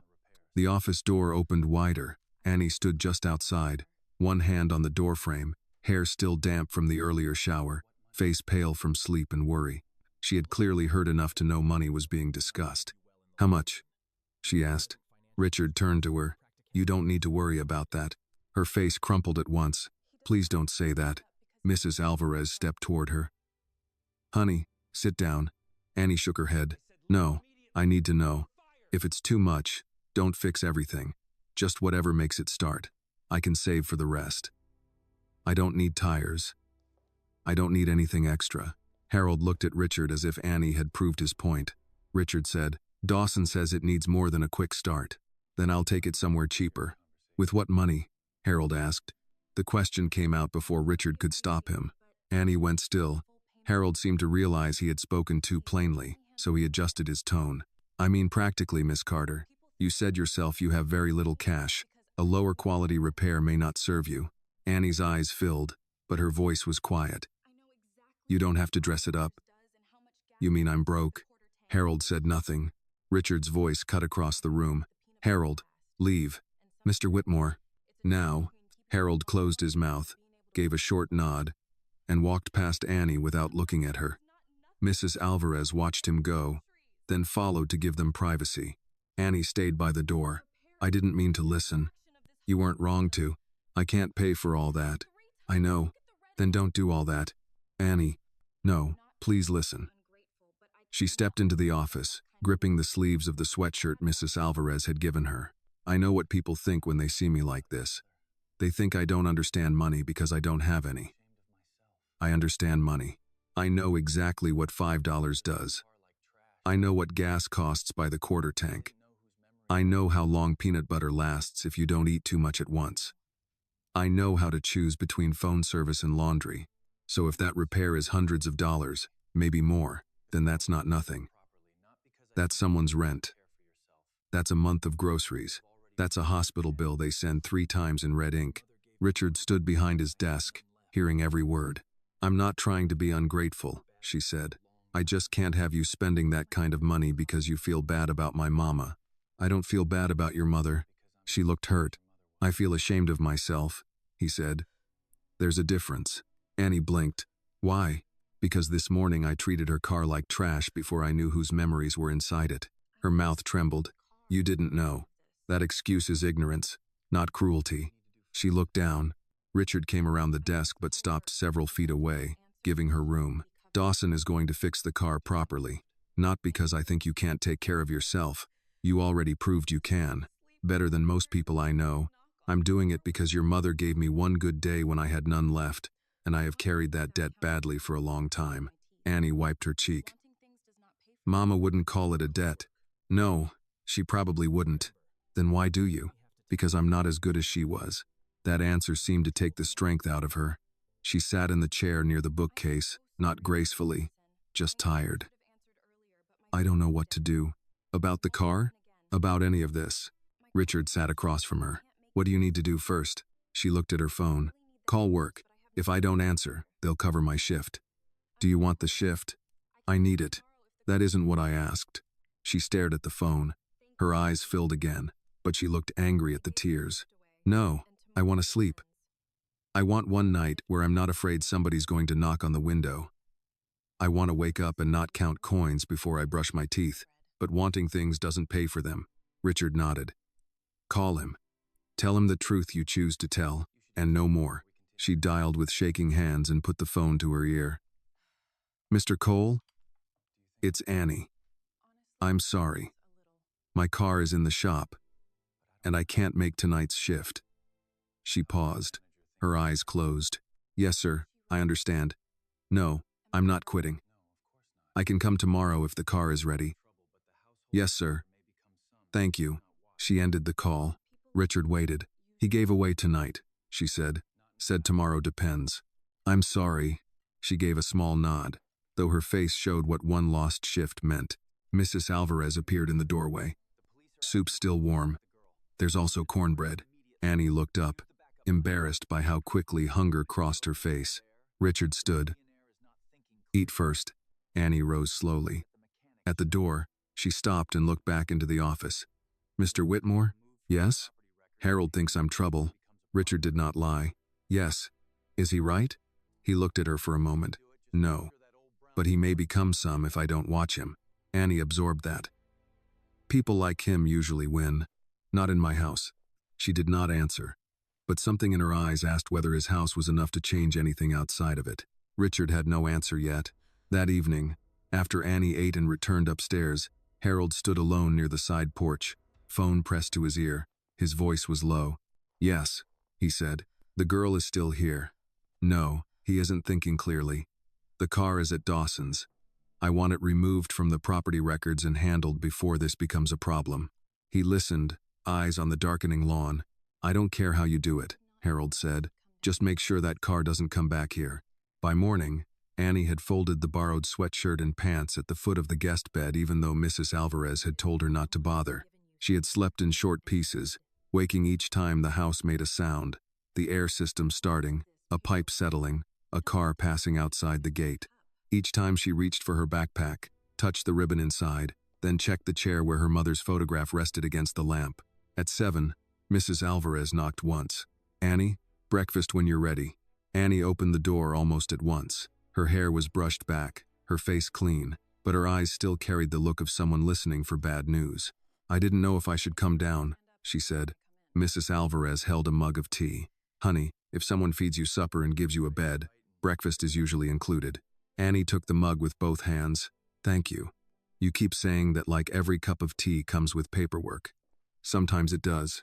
Mrs. Alvarez's face softened. Not in my kitchen. Downstairs. Richard was already at the table, dressed now in a navy sweater and slacks, looking more like the man the world knew, and less like the angry stranger from the lawn. A newspaper lay folded beside him, untouched. He stood when Annie entered. She stopped. You really don't have to stand every time. I know. Then why do you? Because I was raised right and forgot it for a while. Annie looked down, unsure what to do with that answer, and sat across from him. Mrs. Alvarez placed oatmeal, toast, and sliced peaches on the table. Annie ate slowly, but not as if she needed permission for every bite. That small change did not escape Richard. His phone buzzed beside the newspaper. Dawson's name appeared on the screen. Richard answered. "Morning, Dawson." Annie's hand froze over the spoon. Dawson's voice came through low enough that Richard turned on speaker and placed the phone between them. "Car's coming along. She'll run. But I got something odd." Annie leaned forward. "What's wrong?" "Nothing mechanical this time. A man called the shop last night asking about the Buick. Said he was authorized by Mr. Whitmore's office to arrange transfer to a salvage yard." Annie's face drained. Richard's expression hardened. "Who called?" "Didn't give a name at first," then said Benson. Mrs. Alvarez stopped moving near the counter. Annie stood so quickly the chair scraped the floor. "Salvage yard?" Dawson said. "Now, nobody moved anything. I didn't like the smell of it. I told him I don't release a vehicle without the owner's say-so, and as far as I'm concerned, the owner is the young lady whose hands were shaking over that steering wheel." Annie covered her mouth. He tried to get rid of it. Richard rose. "Thank you, Dawson. Keep the car locked inside. If anyone calls again, send them to me." "Already done." The line ended. Annie's breath turned uneven. "I knew it." Richard looked at her. "Annie, I knew it." Her voice broke, and she stepped back from the table. "I knew someone would decide it was easier if the car disappeared. That's what people do. They call it cleaning up. They call it procedure. They call it whatever makes them feel decent." Richard moved around the table, then stopped when he saw her flinch. "I didn't authorize that." "I know you didn't." She was crying now, angry and hurt at the same time. "That's the part that scares me. You can say one thing, and somebody else with keys and phone numbers can do another. I told you. I told you people don't listen when you're not looking." Mrs. Alvarez came closer. "Annie, sit down before you fall over." "I can't sit." Annie pressed both hands against her chest. "That car is not junk. I know it looks ugly to people. I know the paint is bad, and the engine sounds like it's coughing up gravel. But my mama drove me to school in that car. She sang in that car. She kept napkins in the glove box because she said a woman should always be ready for a spill or a blessing. When she got too sick to drive, she sat in the passenger seat and told me when to brake, like I was 12 years old again." Her voice cracked. Richard did not interrupt. "She died before I could fix the seat where the fabric tore," Annie said. "I kept saying I'd do it when I had money. I kept saying later. Then there wasn't a later. So yes, I sleep in it. Yes, I keep my clothes in it. Yes, sometimes I sit in it just to smell the old coffee in the cup holder because it makes me feel like if I turn my head fast enough, she'll be there telling me to stop crying and check the mirrors." The room went still. Annie wiped her face, but the tears kept coming. "If that car goes to a salvage yard, they won't just crush metal. They'll crush the last place I heard my mother laugh." Richard looked toward the hall. "Harold." His voice carried through the house with a force Annie had not heard before. It was not the shouting from the lawn. That had been anger without aim. This was command. Harold appeared after a moment, jacket buttoned, face composed. "Sir?" Richard held up the phone. "Did you call Dawson's garage?" Harold did not look at Annie. "I made an inquiry. You instructed him to send her car to a salvage yard. I attempted to prevent a situation from worsening." Annie let out a small sound, almost a sob. "By throwing away my mother's car?" Harold finally looked at her. "Miss Carter, no one is trying to hurt you, but sentiment does not change facts. The vehicle is in poor condition. You have no stable address. Mr. Whitmore has responsibilities, and this household cannot become a shelter every time someone arrives with a sad story." Mrs. Alvarez's face went cold. "Careful, Harold." He ignored her. "I am being careful. Someone has to be." Richard stepped closer. "You went behind my back. I acted in your best interest. You acted against a direct order. I acted because you are emotionally compromised." Richard's jaw tightened. "And you thought that gave you authority?" "I thought it gave me responsibility." Annie stood beside the table, crying openly now, not from weakness but from the wound of being discussed like a mess on a schedule. "I never asked to stay in your house," she said to Harold. "I never asked for any of this. I just asked for 2 minutes to start the car." Harold's expression barely changed, and yet here we are. The sentence landed cruelly. Richard turned to him. "Enough." Harold looked at Richard, perhaps expecting the old rules to return. the ones where order mattered most and discomfort could be removed before it became visible. Richard did not give him that. "Pack your office," Richard said. Harold blinked. "Sir, you no longer work in this house." The room held its breath. Harold's face stiffened. "You are dismissing me over this?" "I am dismissing you because a young woman was sleeping in a car on my lawn and your first instinct was to erase the car, not understand the person. With respect, you will regret this." Richard's voice lowered. "I already regret not doing it sooner." Harold looked at Annie once, not with apology, but with resentment dressed as dignity. Then he turned and walked out. Annie sank into the chair as if her legs had finally given up. Mrs. Alvarez sat beside her and placed a hand near hers on the table, not touching until Annie allowed it. After a moment, Annie reached for her. "I'm sorry," Annie whispered. Mrs. Alvarez squeezed her hand. "You apologize one more time for someone else being cruel, and I'm going to start charging you $1. A broken laugh came through Annie's tears. Richard stood across from them, feeling the cost of the morning settle into him. He had thought the apology on the lawn was enough to begin repairing what he had done. Now he understood that cruelty did not always arrive with shouting. Sometimes it came in a pressed suit, using words like responsibility and procedure. He looked at Annie. "Your car will come back." She wiped her cheeks. "You can't promise what everybody will do." "No," Richard said, "but I can promise what I will do." She looked at him, still shaking. "And I can put it in writing," he added. That made her pause. Richard went to the desk in the small room off the kitchen and returned with a sheet of paper. He wrote by hand, slowly, so she could see every word. The Buick belonged to Annie Carter. No repairs, transfer, storage, disposal, or release would occur without her consent. All repair costs were paid by Richard Whitmore with no repayment required. He signed it and placed the pen beside her. Annie read the page twice. Her tears fell on the corner of the paper. "You really mean this?" "Yes." She touched the signature, then the words her consent. "Nobody ever puts my choice in writing." Richard's throat tightened. "Then we start there." Annie folded the paper carefully and slid it into her notebook with the ribbon and photograph. She held the notebook against her chest, eyes closed, as if paper could become shelter when the right words were written on it. Outside, the tire marks still crossed the lawn, but nobody spoke of fixing them. Not that morning. Not while Annie sat at the kitchen table with her mother's name safe in her backpack and, for the first time in months, one promise she could hold in her hands. After Harold left, the house felt different. Not quieter exactly, because Harold had never been a loud man. His presence had been the kind that arranged silence around itself. He made staff lower their voices, made deliveries move through side doors, made trouble disappear before Richard had to decide whether it was trouble at all. With him gone, the kitchen seemed to breathe. Mrs. Alvarez opened a window over the sink. Morning air came in carrying the smell of wet grass and cut boxwood. Annie sat with the folded paper in her notebook, one hand resting on top of it as if someone might still reach across the table and take it back. Richard poured coffee he did not want. "You should keep the original. I'll have my attorney draft something cleaner." Annie looked up. "Cleaner how?" "Legal language."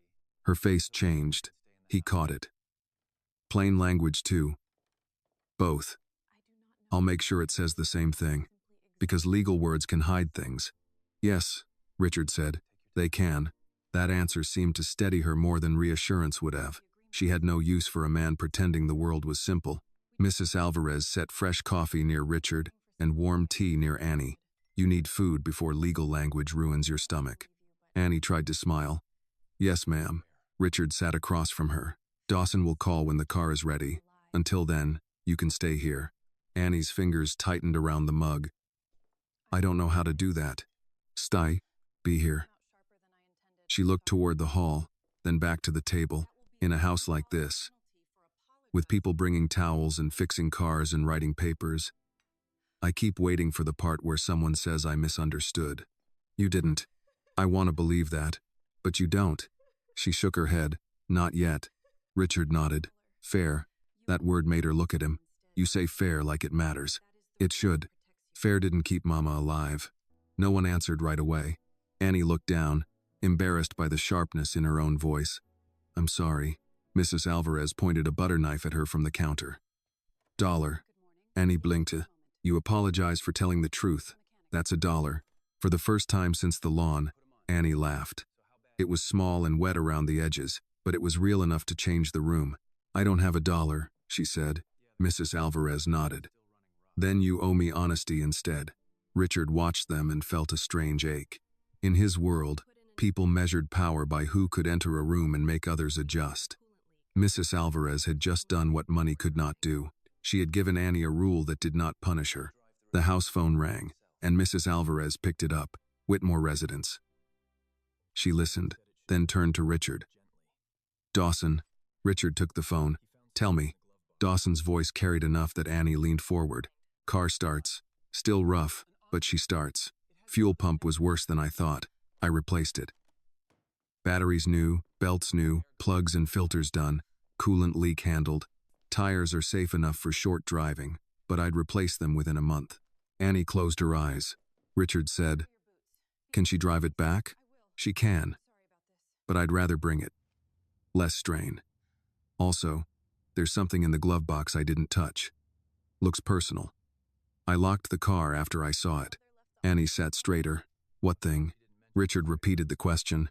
"A small envelope," Dawson said. "Had Margaret Carter written on it. It was tucked behind the owner's manual. Could have been there years." Annie stood so fast the chair moved back. Richard said, "We're coming." Annie grabbed her backpack, then stopped. "I need shoes." Mrs. Alvarez was already reaching for them near the kitchen door. "Here." In the car on the way to the garage, Annie held the backpack tighter than before. Richard drove himself. He had offered to let her sit in silence, and she had accepted without saying so. After several minutes, she asked, "Do you think Mama left that for me?" "I don't know. She would have told me. Maybe she meant to." Annie looked out the window. "She meant to do a lot of things." Richard heard no accusation in it, only the cruelty of unfinished time. At Dawson's garage, the Buick sat outside the first bay with the hood closed. It looked the same from a distance, old paint and tired body, but something about it seemed more alert. Annie walked toward it slowly, as if she did not want to frighten it away. Dawson came out wiping his hands. "She gave me attitude, but she's running." Annie touched the front fender. "Thank you." "You're welcome." He held up the keys. "Want a starter?" Annie took them. Her hand shook. She opened the driver's door, sat down, and paused with one palm on the steering wheel. Richard stood outside the open door. Dawson stayed back. Annie turned the key. The Buick hesitated, then started. The engine was still old. It still spoke in rattles and uneven breath, but it stayed alive. Annie covered her mouth with one hand and cried so suddenly that Richard looked away to give her room. She bent over the wheel, shoulders shaking, whispering, "Thank you, Mama. Thank you." Dawson cleared his throat. Envelopes in the glove box. Annie wiped her face and opened it. For a moment she moved aside old napkins, a cracked flashlight, a registration folder, and a small tire gauge. Then she found the envelope. It was yellowed, creased, and sealed. Her mother's handwriting crossed the front in blue ink. "For my Annie, when the car gives you trouble." Annie stared at it. "She knew," she whispered. Richard stood very still. Annie opened the envelope with care, sliding a finger under the flap. Inside was a single sheet of notebook paper folded twice, and 3 $20 bills, flattened from age. Annie unfolded the letter. Her eyes moved over the words. Her face broke before she reached the second line. "What does it say?" Richard asked softly. Annie shook her head at first, then read, voice trembling. "Baby, if you found this, that old car is acting up again. Don't fuss at her too bad. She carried us through more than we had any right to ask. There's $60 here. It won't fix much, but it might get you gas, a tow, or breakfast when pride tells you not to eat." Annie stopped and pressed the paper to her chest. Richard looked at the cracked windshield, then at the bills in her lap. Margaret had left money she probably needed. Of course she had. Annie forced herself to keep reading. "If I'm gone when you find this, I need you to hear me. The car is not your home, Annie. It is only a bridge. Don't confuse a bridge with the place you're meant to live. Keep going until you find a door that opens without making you beg." Her voice failed. Dawson took off his cap and looked down at the concrete. Annie tried again. "And if somebody ever shows you kindness, don't insult me by refusing it just because you're scared. I raised you to be proud, not lonely."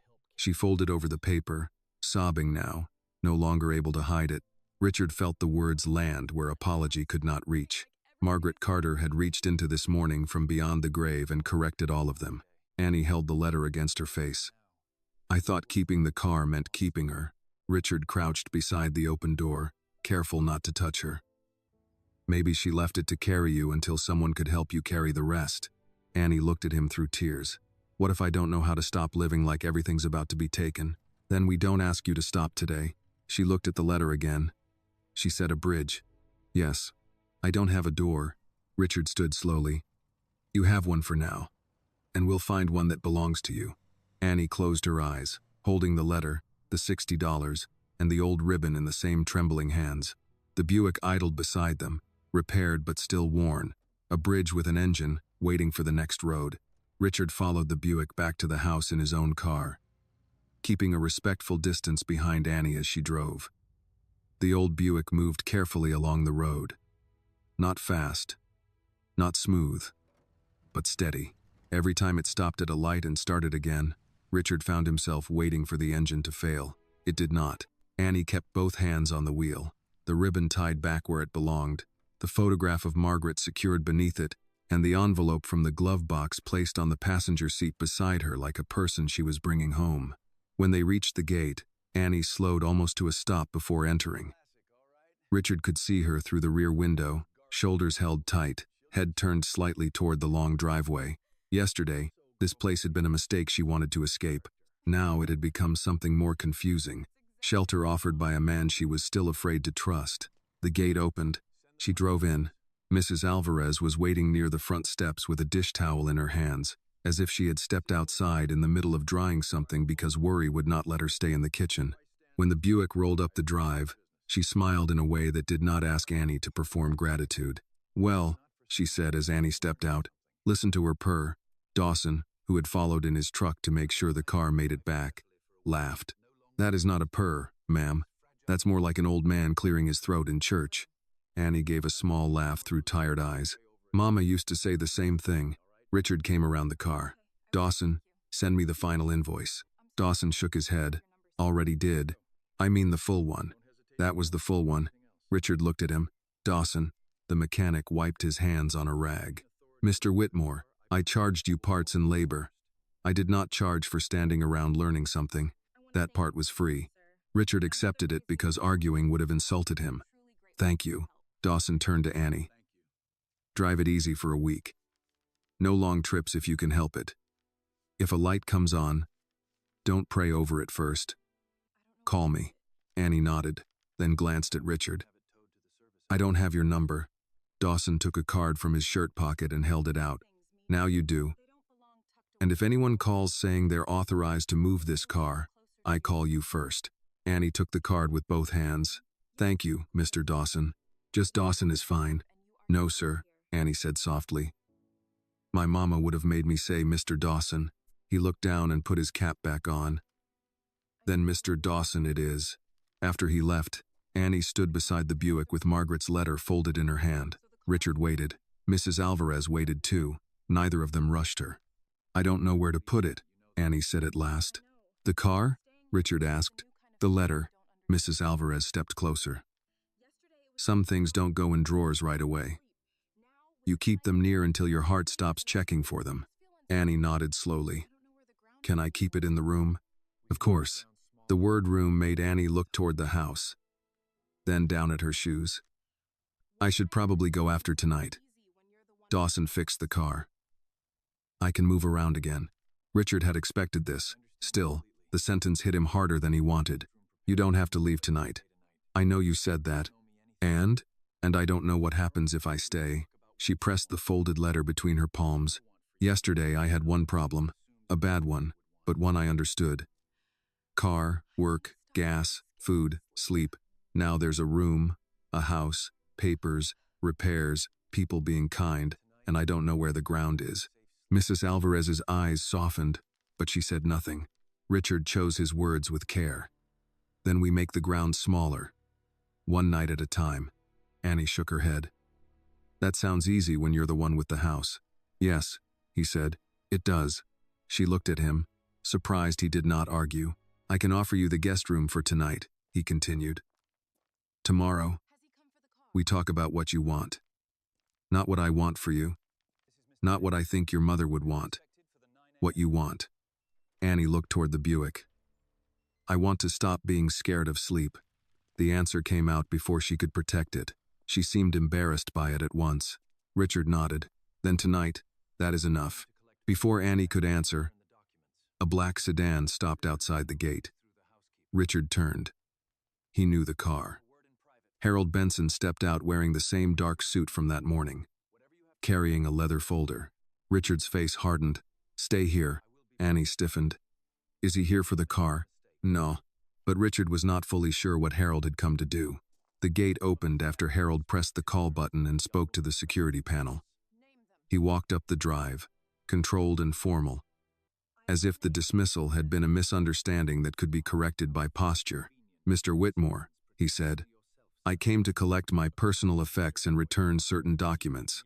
You could have arranged that with Mrs. Alvarez. I thought it best to speak directly." Richard stood between him and the Buick without making it obvious. "Then speak." Harold's eyes moved to Annie, then back to Richard. "Privately." "No." A flicker of irritation crossed Harold's face. "Very well, I'll be brief. You are making a mistake. I have already received 2 calls from staff concerned about the young woman's presence in the house." Mrs. Alvarez's voice came from behind Richard. "Name them." Harold looked at her. "That would be inappropriate." "Convenient." Richard raised a hand slightly, not to silence her, only to keep the exchange from widening. Harold opened the folder. "I also found pending vendor paperwork related to the vehicle repair. If this girl later claims expectation of continued support, the absence of boundaries could become expensive." Annie's face changed. Not surprise, recognition. She knew this language now. She had heard it from landlords, hospitals, offices, words arranged to make her humanity sound like a liability. "I'm standing right here," she said. Harold looked at her. "Yes, Miss Carter. You are. Then don't call me this girl." The words were quiet, but they stopped him. Richard turned to Annie. She had tears in her eyes again, but she did not wipe them this time. Her hands trembled around Margaret's letter, yet her chin stayed level. "My name is Annie Carter," she said. "My mother's name was Margaret Carter. That car is mine. I didn't come here to trick anybody. I didn't ask him to fix it. I didn't ask for a room. I didn't ask for your opinion. I asked for 2 minutes to start my car." Harold's jaw tightened.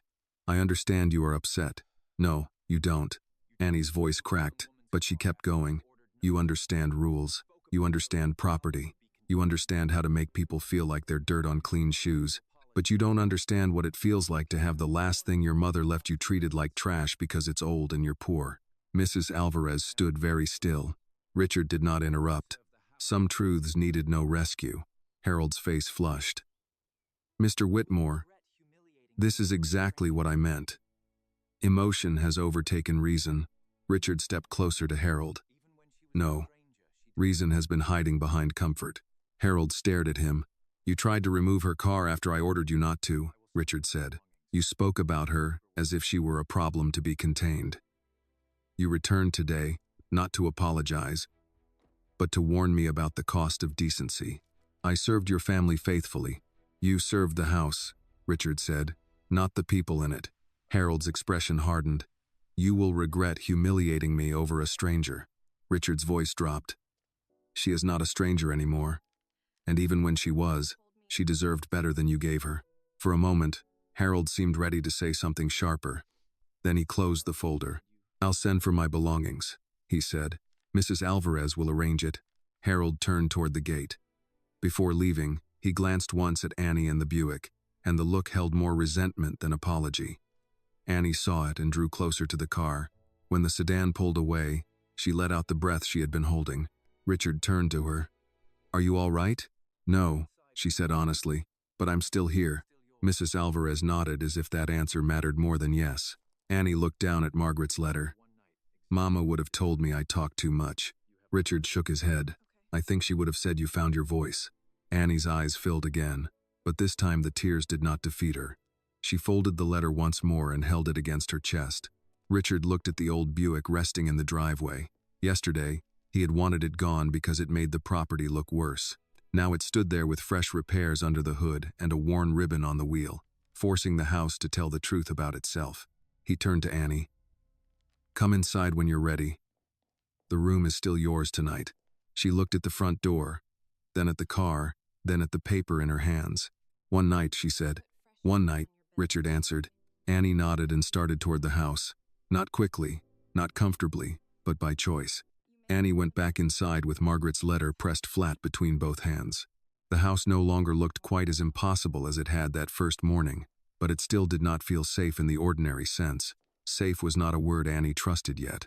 Safe had been used by people who did not have to prove it. Safe shelter, safe process, safe place to wait. Then came locked doors, forms, strangers, rules that changed when she asked questions. This house was warm, fed, quiet, and still strange enough to make her walk carefully along the hall as if one wrong step might expose the mistake of letting her in. Mrs. Alvarez met her at the staircase. "I put fresh sheets on the bed." Annie looked down. "You didn't have to do that. I only slept there once, and now you may sleep there twice." "That is how beds work." Annie gave a tired smile. "Yes, ma'am." Richard followed a few steps behind, carrying nothing, which made him feel useless in a way he was not accustomed to. He wanted to fix something. A bill, a policy, a car, a schedule, but Annie was not an invoice. And Margaret's letter had made that clear. A bridge was not the same as a destination. He could not buy her a destination before asking where she wanted to go. At the top of the stairs, Annie stopped outside the guest room. The door was open. The bed had been made with clean white sheets. Her funeral dress hung in the closet, still inside its plastic sleeve. Her backpack sat on the chair where she had left it. On the small desk, Mrs. Alvarez had placed a glass of water, a notepad, and 2 sharpened pencils. Annie stared at the pencils. Mrs. Alvarez noticed. "You like to write things down. How did you know? You count your belongings with your eyes. People who do that usually count on paper too." Annie stepped into the room and touched one pencil lightly. Mama used to sharpen pencils with a kitchen knife because she said dull pencils made dull excuses. Richard, standing at the doorway, looked away for a second. Every memory Annie offered brought Margaret into the room.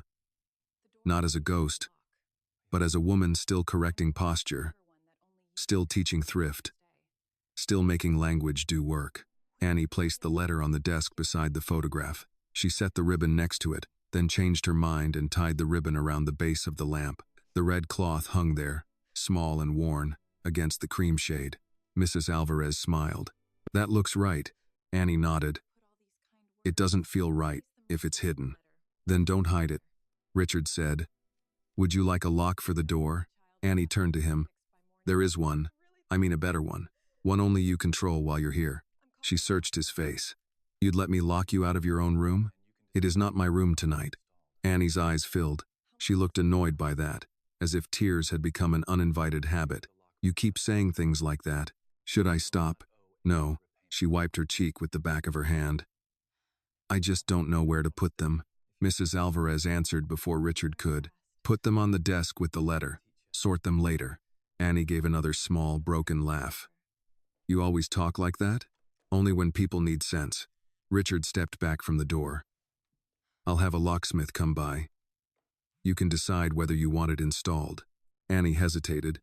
"How much?" "No charge to you." She gave him a look. He corrected himself. "I will pay for it. And you will not owe me repayment. We can write that down too if you want." The corner of her mouth moved. "You learn fast. I had a good teacher." Annie looked at the photograph of Margaret. She would have liked that. For a moment, no one spoke. Then Annie's phone buzzed on the desk. She looked at the screen and went still. Richard noticed. "Work?" She nodded. "Mr. Cole, do you want privacy?" "I don't know." She took the phone, stared at it until the buzzing stopped, then called back before fear could talk her out of it. "Mr. Cole, it's Annie." "Yes, sir. I know I missed last night. My car was in the shop. It's fixed now." I can come in tonight if you still need me. She listened. Her face tightened with each passing second. No, sir, I understand. Yes, I understand you had to cover it. I know. I've never missed before. Yes, sir. She closed her eyes. Richard's hands curled at his sides. I can do extra this weekend, Annie said. Inventory, cleaning, whatever you need. Please don't take me off the schedule completely. Another pause. Yes, sir. Thank you. She ended the call and lowered the phone. Mrs. Alvarez asked gently, What did he say? He gave away my weeknights. Annie's voice was steady because she had forced it to be. Said I can have Saturday if I show up early and he'll see after that. Richard said, That's not acceptable. Annie turned on him at once. Don't call him. I wasn't going to. You looked like it. I was thinking it. Please don't. I need to keep something that's mine, even if it's a bad job. Richard took the correction. All right. Annie sat on the edge of the bed. It's only 4 shifts. Mrs. Alvarez's face said she knew 4 shifts could be food, gas, phone, laundry, and the difference between motion and collapse. Richard said, What if you worked for me? Annie looked up sharply. No, you didn't let me finish. I heard enough. Annie, no. She stood again, upset now. That's exactly what I was afraid of. First, the car, then the room, then food, then a job. Then I'm not a person anymore. I'm some sad story you moved into your life so you can sleep better. Richard did not answer too quickly this time. Mrs. Alvarez remained silent, letting the truth do its work. Annie's voice broke. I'm sorry, but I can't be bought into being safe. I can't. I need to know. I can stand somewhere without somebody holding the floor under me. Richard nodded slowly. You're right. She blinked. That came out wrong, he said. I wasn't offering you a position as charity, but I understand why it sounded that way. It did. Then I take it back. She looked suspicious. Just like that? Yes. What if I need a job? Then you apply like anyone else. Human resources, interview, paperwork, the whole irritating process. I won't call it a favor. I won't put you in a place you didn't earn. Annie looked down at her phone. I don't have a degree. Most people working in entry-level office support don't start with one. I don't have office clothes. That can be solved without making you feel owned. She looked at him. How? Richard thought before answering. A clothing voucher through a workforce program, or an advance from wages after hiring, if you are hired, or we find an organization that already helps with that. You choose which door you can walk through. Mrs. Alvarez nodded once, approving despite herself. Annie sat again, slower this time. I wanted to study business. I remember. And accounting. I remember that too. She looked at him carefully. You could really make me apply? I would insist on it. That's strange. Why? Because rich people usually skip the part where other people get to keep their pride. Richard looked toward the lamp with the red ribbon tied around it. I'm trying not to. The afternoon settled around them. A housekeeper passed quietly downstairs. Somewhere outside, a mower started and stopped near the back of the property. Annie looked tired enough to sleep again but too full of thoughts to lie down. Mrs. Alvarez touched the doorframe. I'll bring up a sandwich later. Turkey or grilled cheese? Annie looked surprised by the choice. Grilled cheese, please. Tomato soup. Annie's face softened. Mama used to make that when it rained. Then tomato soup. Mrs. Alvarez left. Richard remained near the doorway. I'll leave you to rest. Mr. Whitmore? Yes? You said tomorrow we'd talk about what I want. Yes. I don't know the whole answer. You don't need the whole answer tomorrow. She looked at the letter on the desk. I want school. I know that part. And I want a place where I can put my mother's picture without packing it every morning. Richard felt the sentence settle in him with the weight of a promise he had not yet earned the right to make. Then we start there, he said. Annie nodded, but her eyes filled again. I'm scared to want it out loud. I know. No, you don't. He accepted that. Then I'll listen until I do. She looked at him for a long moment, then turned toward the desk. She picked up one of the sharpened pencils and opened the notebook Mrs. Alvarez had left. At the top of the first page, in careful handwriting, she wrote, Things I want but am afraid to count. Richard stepped away from the door and pulled it gently until it was almost closed, leaving her privacy without shutting her in. Downstairs, he walked past the office where Harold's desk had already been cleared. For 9 years, that room had represented order. Now it looked empty in the way a place looks after a bad habit has been removed. In the driveway, the Buick sat beneath the afternoon light. Old, repaired, still marked by weather, but present. Richard stopped beside it and looked through the window at the steering wheel where the ribbon had been tied back earlier, then removed again for Annie's room. The wheel looked bare without it. He understood then that the car had carried her as far as it could. The next step would have to be built with care, not force. Upstairs, Annie wrote 3 lines before the tears blurred the page. School, a door, 1 night of sleep without fear. She read them twice, then placed Margaret's letter beside the notebook so her mother could see. By the next morning, Annie had written the same 3 lines on 5 different pages.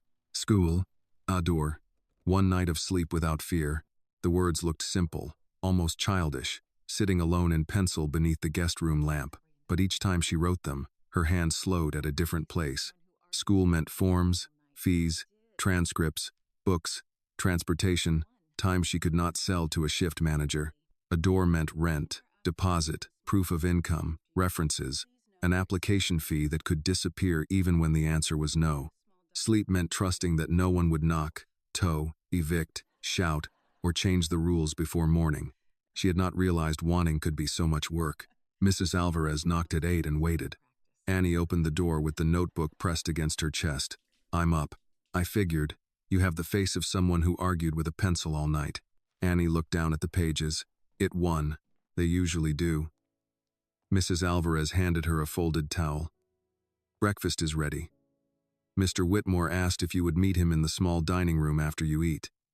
He said no hurry. Annie's stomach tightened. Small dining room? You'll know it because it only seats 12. Annie stared at her. Mrs. Alvarez's mouth twitched. That was a joke, honey. Oh, Annie gave a nervous laugh. Rich house jokes take practice. They do. Annie washed her face, tied her hair back, and placed Margaret's letter inside her backpack before going downstairs. The Buick was visible through the side window as she passed the hall. Seeing it there steadied her. It was still old, still dented, still hers. Breakfast was oatmeal, toast, and coffee with milk, because Mrs. Alvarez had noticed Annie added too much water to coffee when she was trying to make it last. Annie ate at the kitchen table first, not because anyone made her, but because the kitchen felt less formal than the other rooms. Mrs. Alvarez moved around the stove, humming under her breath. You don't have to meet him, she said. Annie looked up. He asked. And you can say no? Annie stirred her oatmeal. People say that, but no usually has a price. Mrs. Alvarez set a spoon in the sink. Then check the price before you answer. That's allowed too. Annie thought about that. At 9, she entered the small dining room. It seated 8, not 12. Though Annie did not know whether that made the joke better. Richard stood near the window with 3 folders on the table and no laptop. He had dressed in a gray suit but no tie, as if trying to appear official and harmless at the same time. Annie noticed. You look like a bank. Richard glanced down at himself. That bad? A nice bank. I'll take the improvement. She sat across from him but kept the backpack near her feet. Richard did not comment. I made 3 calls this morning, he said. Before you say anything, none were to your manager. Okay. 1 was to Georgia State Admissions. I did not give them your story. I asked general questions about deferred enrollment, financial aid reinstatement, and what a student would need to return after a family emergency. Annie's fingers pressed into the notebook cover, and they said the student has to request reactivation through the admissions portal. Aid would need review. Some deadlines passed, but there are appeal processes. Appeal processes, Annie repeated, tired already. Yes, forms. There are always forms. There are, but they are not impossible. She looked at him. They feel impossible when you have to fill them out in a car on 2% battery. Richard accepted that. Then you won't fill them out in a car. Annie looked down. The second call was to a workforce nonprofit my company has worked with before. They help people with interview clothes, resume preparation, transportation cards, entry-level placement. I asked what their process is. I did not give your name. Why not? Because it is yours to give. That answer made her quiet. The third call was to my attorney. I asked about a short-term housing arrangement that does not put you under my roof. does not make you dependent on me personally, and does not require you to pretend you're ready before you are." Annie's face tightened. "An arrangement? A furnished studio apartment owned by a non-profit partner, used for transitional housing. 30 days at a time. Extendable to 6 months. You would sign your own agreement. You would have a key. You would pay what you can after you are working steadily, even if that amount is small. The rest would be covered through a fund." "A fund with your name on it?" "No." She looked at him carefully. "Why?" "Because this is not supposed to be a monument to me." Annie's eyes moved to the folders. "What's the catch?" "The catch is that none of this happens unless you choose it. You can say no to school, no to the nonprofit, no to the apartment, yes to one and no to the others, or not today, to all of it." She stared at him as if trying to find the hidden door under the words. "And the job?" she asked. "If you want to apply to Whitmore Holdings, I'll have HR send you the public application link. You list your education, your work experience, your availability. You interview with someone who is not me. If they offer you a role, you decide whether to take it." "What kind of role?" "Administrative trainee. Filing, invoices, vendor calls, data entry. It is not glamorous." "I don't need glamorous." "I assumed." She frowned. "And you won't tell them to hire me?" "No." "Won't hint?" "No." "Won't say, 'Take a look at this one' in your CEO voice?" Richard paused. "I have a CEO voice?" "Yes." "What does it sound like?" "Like no one has told you no since 1998. Despite herself, she smiled after saying it. Richard smiled too, and the room became less stiff. "I won't use that voice," he said. Annie opened her notebook. Her 3 lines stared back at her. She looked at the folders, then at Richard. "My mother would tell me to ask what happens if I fail. Then you fail at a form, an interview, or a semester, not at being a person." Her eyes lifted. Richard's voice stayed level. "That distinction matters." Annie swallowed. "I don't know if I can do college now." "Then don't decide college today. Decide whether to open the portal." "That sounds like a trick." "It is a smaller door." She looked down at the page where she had written a door. Her hand moved over the words. "Can I think?" "Yes." "Alone?" "Of course." She gathered the notebook, but before she left, she stopped. "Mr. Whitmore?" "Yes?" "If I take the apartment, does that mean I leave here?" "It means you have a place that is not mine." She nodded slowly. "That sounds better." "I thought it might." "It also sounds scary." "I thought that too." Annie looked toward the window. The Buick waited outside. Brown paint faded under the morning sun. "Mama said the car was a bridge. Bridges scare me. You can see both sides, but you're not on either one." Richard followed her gaze. "Then we do not push." She looked back at him. "But we move?" "When you are ready." Annie gave a small nod and went upstairs. By noon, she had opened the admissions portal on the guest room desk using a laptop Richard had placed outside her door and not handed to her like a gift. That mattered. She could have left it there. She did not.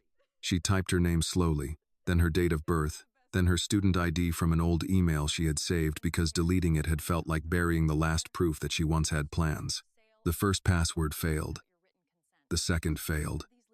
The reset link went to an email account she had not opened since before Margaret died. When the inbox loaded, there were old messages from the school, discount ads, overdue notices, and one unread email from her mother's account. Annie stopped breathing for a second. The subject line read, "For when you go back." Her hand hovered over the trackpad. She did not open it. Not yet. Instead, she carried the laptop downstairs, found Richard in the kitchen with Mrs. Alvarez, and turned the screen toward him with tears already in her eyes. "She sent me something," Annie said. "Before she died." Mrs. Alvarez came around the table and looked at the screen. Richard did not move closer. "Do you want to read it alone?" Annie shook her head, then nodded, then covered her mouth. "I don't know." Mrs. Alvarez pulled out a chair. "Then sit first. Big things should not be opened standing up." Annie sat. Her finger trembled over the trackpad. When she clicked, the email opened with 3 short lines. "Baby, if you are reading this, it means you are trying again. Good. Don't make grief your landlord. It charges too much and fixes nothing." Annie bowed over the laptop and cried into both hands. Richard looked at the words, then turned toward the window so she could have the first grief of them without an audience staring. Mrs. Alvarez stood beside Annie and placed one hand on the back of the chair. After a while, Annie wiped her face and read the lines again. Then she opened her notebook beneath them and wrote a fourth line under the first three. Try again. By late afternoon, Annie had filled out half the reactivation form and erased one answer 3 times. The question looked simple. Reason for deferred enrollment. She typed family emergency, then deleted it.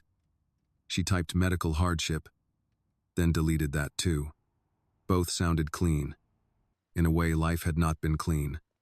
Her mother had not been a category. Losing a home was not a bullet point. Sleeping in a car did not fit in the narrow box the school had provided.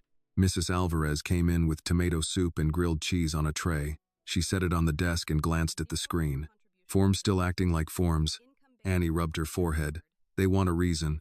Give them one. I don't know how to say it without sounding pitiful. Mrs. Alvarez pulled the chair near the window and sat. Then don't write pitiful. Write true. Annie looked back at the box, then typed slowly. My mother became seriously ill and passed away in April. I became responsible for funeral expenses, medical debt, housing instability, and full-time work. I am requesting reactivation because I am ready to continue my education. She read it twice, waiting to feel shame. It did not come as strongly as she expected. Mrs. Alvarez nodded. That'll do. It sounds cold. It sounds like a young woman who has had enough of begging. Annie saved the form but did not submit it. Not yet. Not yet is allowed. Downstairs, Richard sat with his attorney, Helen Morris. In the office Harold had emptied. Helen was in her late 50s, silver-haired, direct, and the only lawyer Richard trusted to tell him when guilt was pretending to be strategy. She read through the short agreement he had written for Annie's car, then looked over her glasses. This is emotionally honest and legally sloppy. I assumed. I'll fix it. She placed the paper aside. Now tell me what you are actually trying to do. I want Annie to have choices. That is a sentiment. I asked what you are trying to do. Richard leaned back. A temporary apartment through a nonprofit. Tuition support structured as a scholarship, not a personal gift. A workforce pathway if she wants it, and protection from anyone in my organization treating her like a liability. Helen tapped her pen once. Good. Keep everything at arm's length. No private dependency. No vague promises. No putting her in your company without a process. I told her she would have to apply. Mean it. I do. Helen studied him. Do you? The question annoyed him because it was fair. I want to help her, he said. I know. You also want to repay a dead woman. That can become dangerous if you make Annie carry the receipt. Richard looked toward the window. The Buick sat outside near the drive. Repaired but still old. Its brown paint dulled by years of sun. Margaret Carter once fed me when I had nothing. And Annie is not Margaret. I know. Make sure your decisions know it too. Before Richard could answer, Mrs. Alvarez appeared at the door. Dawson's here. Richard stood. I didn't call him. He says you'll want to see this. Dawson waited near the Buick with a paper folder tucked under one arm. He had washed the car. Not restored it. Not polished it into something false. Just cleaned it with respect. The windows were clear. The tires had been dressed lightly. The front seat had been vacuumed. Small scratches remained. Dents remained. The tape near the rear window remained because repair would take more time. But the Buick looked cared for. Annie came down behind Mrs. Alvarez and stopped at the porch. For several seconds she did not move. Dawson lifted his cap. Didn't change anything personal. Just washed the road off her. Annie walked down the steps slowly. Her hand went to the hood first, then the driver's door. She looked through the glass and saw the steering wheel clean, the photograph of Margaret still in place, the red ribbon tied exactly as she had left it. You put it back, she said. Dawson nodded. Didn't seem like my place to do otherwise. Her eyes filled. Thank you. He cleared his throat and held out the folder. Also found your maintenance records. Your mama kept more paperwork than the DMV. Annie took the folder. Inside were receipts, oil changes, tire rotations, handwritten notes, all organized by year. Margaret had written reminders in the margins. Ask about brakes, check heater before winter, save for tires. Annie likes the radio station buttons set this way. Annie touched the last line. Richard stood a few feet away, giving her room. Dawson said, There's something else. Annie looked up, worried at once. Nothing bad. He pointed to the trunk. Open it. She did. The trunk rose with a familiar creak. Inside, the space was clean. Her emergency blanket had been folded. The spare tire cover sat flat.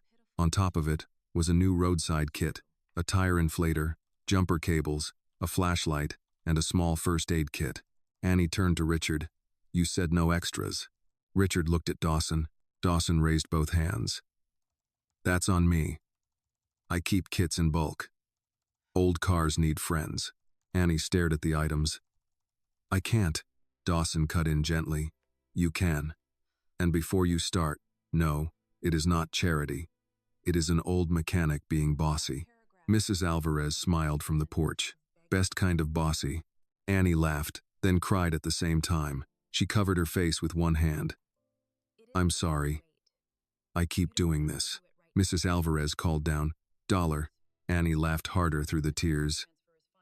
"I'm going to owe you so much honesty. That is the idea." Helen had followed Richard outside and watched the exchange with a lawyer's guarded eyes and a woman's softer ones. She looked at Annie and said, "Miss Carter, I'm Helen Morris. I work with Mr. Whitmore. I've prepared documents about your vehicle. They say no one can authorize repair, transfer, storage, sale, or disposal without your written consent." Annie wiped her face. "In words I can understand?" Helen's mouth curved. "Yes. And in words judges understand. Both versions say the same thing." Annie looked at Richard, then back at Helen. "Can I read them before I sign?" Helen handed her the folder. "You should." That answer mattered. Annie took the papers as if they weighed more than they did. "And if I don't understand something, ask me. And if I don't like something, do not sign it." Annie looked almost startled. "Just like that?" "Just like that." Richard saw Annie's shoulders ease by a small amount. Not enough to call trust, enough to call a beginning. That evening, they ate at the kitchen table, not the dining room. Annie read the vehicle document between bites of soup, while Helen explained terms without impatience. Mrs. Alvarez corrected anyone who tried to talk over Annie. Dawson stayed for coffee and told a story about a Cadillac that once refused to start unless the radio was turned off. Annie smiled more than once, and each smile appeared cautiously, as if asking whether it was allowed to stay. After dinner, Annie signed the car document. Her hand trembled only once. Helen signed as witness. Richard signed as payer. Dawson signed as repair custodian. Mrs. Alvarez insisted on signing the plain language copy as kitchen witness, which made Annie laugh again. When the papers were done, Annie walked outside alone. Richard watched from the porch but did not follow. The Buick sat in the drive under the evening light. Annie opened the driver's door and sat behind the wheel.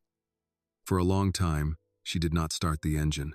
She only placed both hands on the wheel near the ribbon and looked at her mother's photograph. "I'm trying again, Mama," she whispered. Inside the house, Richard turned to Helen. "Set up the scholarship under Margaret Carter's name." Helen nodded. "Private or public?" "Private for now. Annie decides later." "Good. And the apartment?" "I'll call the nonprofit in the morning. There's a unit available in Decatur. Small, safe building, bus line nearby." Richard looked toward the car. "Can it be in Annie's name?" "The agreement can be." "Then do that." Helen studied him for a moment. "You're learning." Richard did not take it as praise. Late. Late is still better than never. Outside, Annie opened Margaret's maintenance folder and placed the new legal document inside with the old receipts. Her mother had kept the car alive with oil changes, notes, and stubborn love. Annie added her own paper to that history. For the first time, the Buick was not only the last thing Margaret left behind, it was the first thing Annie had protected in writing. The next morning began with a key on the kitchen table. It was not the key to Richard's house. Annie noticed that first. It sat on a plain brass ring beside a folder from Helen Morris's office, a transit map, and a handwritten note from Mrs. Alvarez that said, "Eat before making life decisions." Annie stood in the doorway wearing her own jeans, the gray sweatshirt, and the same careful expression she had worn since arriving, though something in it had changed. Fear was still there. Fear did not leave because a car started or a bed was offered, but it no longer occupied her whole face. Richard sat at the table with coffee. Helen was beside him, reading glasses low on her nose. Mrs. Alvarez moved at the stove, pretending she was not watching. "What is that?" Annie asked. Helen answered first. "A studio apartment in Decatur. Transitional lease.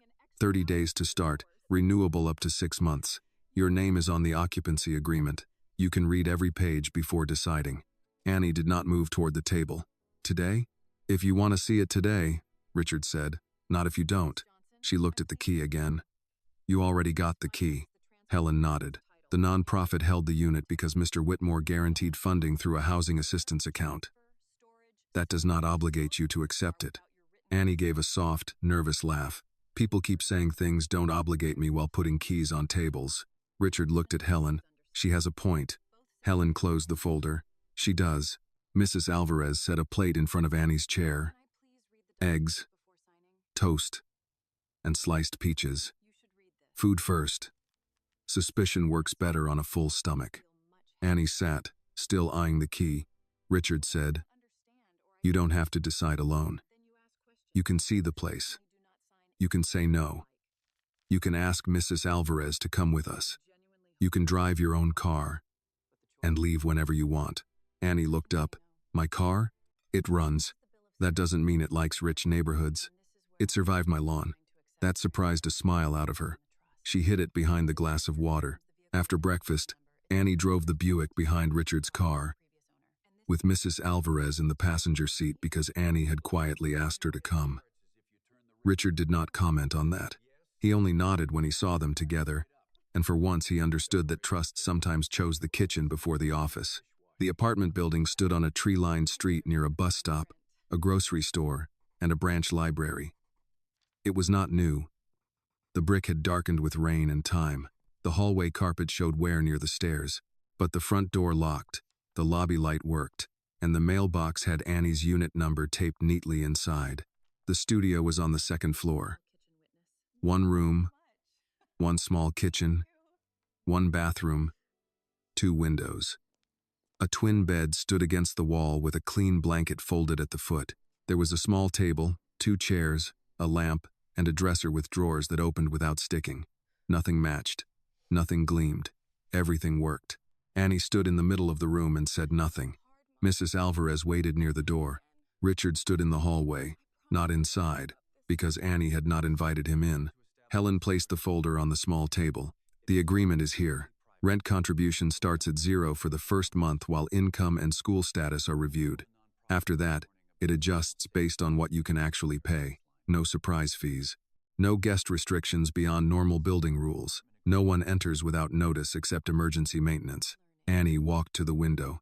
Outside, a woman carried groceries from an older sedan. A man in a baseball cap checked his mail. Somewhere below, someone laughed at something ordinary. "It has a window," Annie said. Mrs. Alvarez's face softened.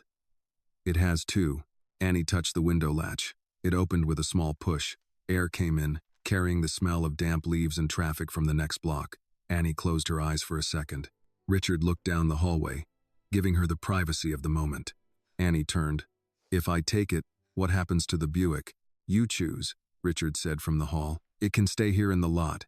It can stay at my house for a while. It can be serviced again if needed. It remains yours." She looked at Helen. "In writing?" Helen tapped the folder. "Already there." Annie looked back out the window. "Mama said the car was a bridge." Richard nodded. "Yes. I think bridges get tired too." Nobody answered. They did not need to. Annie sat at the small table and read the agreement. It took time. She asked questions. Helen answered each one. Mrs. Alvarez stood by the kitchen counter and checked the cabinets as if testing whether the room had manners. Richard stayed in the hallway until Annie finally looked up. "You can come in," she said. He stepped inside. Annie held the pen but did not sign yet. "I'm scared." "I know. I'm scared if I sign, something bad will happen because I wanted too much." Mrs. Alvarez said, "Wanting a door is not too much." Annie looked at Margaret's letter, which she had brought in her notebook. She opened it and read the line again. "Don't confuse a bridge with the place you're meant to live." Then she signed. Her name looked small on the page, but it was hers. That afternoon, Richard had the Buick brought back to the house one last time. Annie followed in her new key's direction, not yet ready to leave the car in the apartment lot overnight. Dawson came by with a proper cover for it and refused payment for that too, saying old cars deserved blankets when young women were done sleeping in them.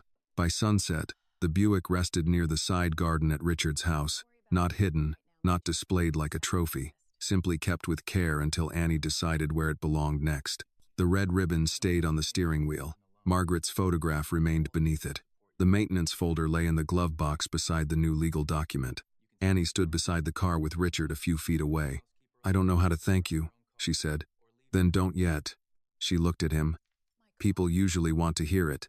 I've heard thank you from rooms full of people who didn't mean it. I can wait." Annie touched the hood. "I still miss her." "You will. I thought getting help would make me feel better." "Does it?" "Some, but it also makes me feel like she's really gone, like I can't keep pretending she's just in the passenger seat." Richard looked at the photograph. "Maybe she got you to the next stop." Annie wiped her cheek. "She would have liked you saying that." "No," Richard said. "She would have told me I took long enough." Annie laughed through the tears. "Yes, she would have." A week later, Annie submitted her school reactivation form. 2 weeks later, she interviewed for a trainee position at Whitmore Holdings without Richard in the room. She wore clothes from the workforce nonprofit and carried her own resume in a folder Mrs. Alvarez had given her. When HR offered her the job, Annie asked for the offer in writing before saying yes. Richard heard about it from someone else, which pleased him more than if he had arranged it himself. The Margaret Carter Education Fund began quietly. No press release. No photograph of Richard handing anyone a check. Its first purpose was simple: emergency grants for students who lost parents to illness and were one bill away from leaving school. Annie did not know about the fund until Helen showed her the paperwork and asked whether Margaret's name was spelled correctly. Annie stared at the page for a long time. "She cleaned streets," Annie said. Helen nodded. "Then her name can clean a few paths." Months passed. Annie moved into the Decatur studio fully. The Buick came with her after Dawson replaced the tires. The first night she slept there, she put Margaret's photograph on the small table by the window, tied the red ribbon around the lamp, and placed the apartment key beside both. She woke twice, checked the lock, checked the window, then went back to bed. By winter, she had started classes. Accounting on Tuesdays and Thursdays. Business writing online. Work 3 days a week. She was tired, but it was a different tired. It had direction. One evening, Richard visited the apartment at Annie's invitation.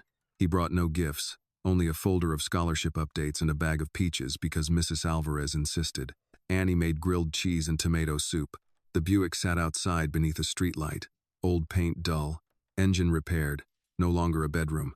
After dinner, Annie stood by the window and watched people come home from work, carrying groceries, mail, tired feet, ordinary complaints. "I used to think home meant nothing bad could happen," she said. Richard stood beside the table, holding his coat. "What do you think now?" She looked at the key in her hand. "I think it means I get to come back." Richard nodded. Outside, the Buick waited in the lot, not as a failure, not as charity, not as a pile of scrap metal. It was the bridge that had carried Annie through grief, rain, hunger, and fear, until a door opened and stayed open. And somewhere inside every choice that followed was Margaret Carter, a woman in an orange vest who once gave half her lunch to a hungry stranger and never knew the road that kindness would take. The world changed because one poor woman chose kindness when she had every reason not to. The lesson of this story is that kindness is never small, even when it looks ordinary. A meal, a few dollars, a patient word, or a door opened at the right moment can travel farther than we ever know. Annie's mother had very little, yet she gave what she could, and years later that act returned to protect her daughter. The story reminds us not to judge people by where they sleep, what they drive, or how much money they have left. Behind every hardship is a human life, a history, and a dignity that deserves to be seen. True justice does not always arrive loudly. Sometimes it begins when one person finally stops looking away. This video is a work of fiction created with the assistance of artificial intelligence. All characters, events, and situations are not real and do not represent any actual people or true stories. The content is intended for storytelling and emotional illustration only.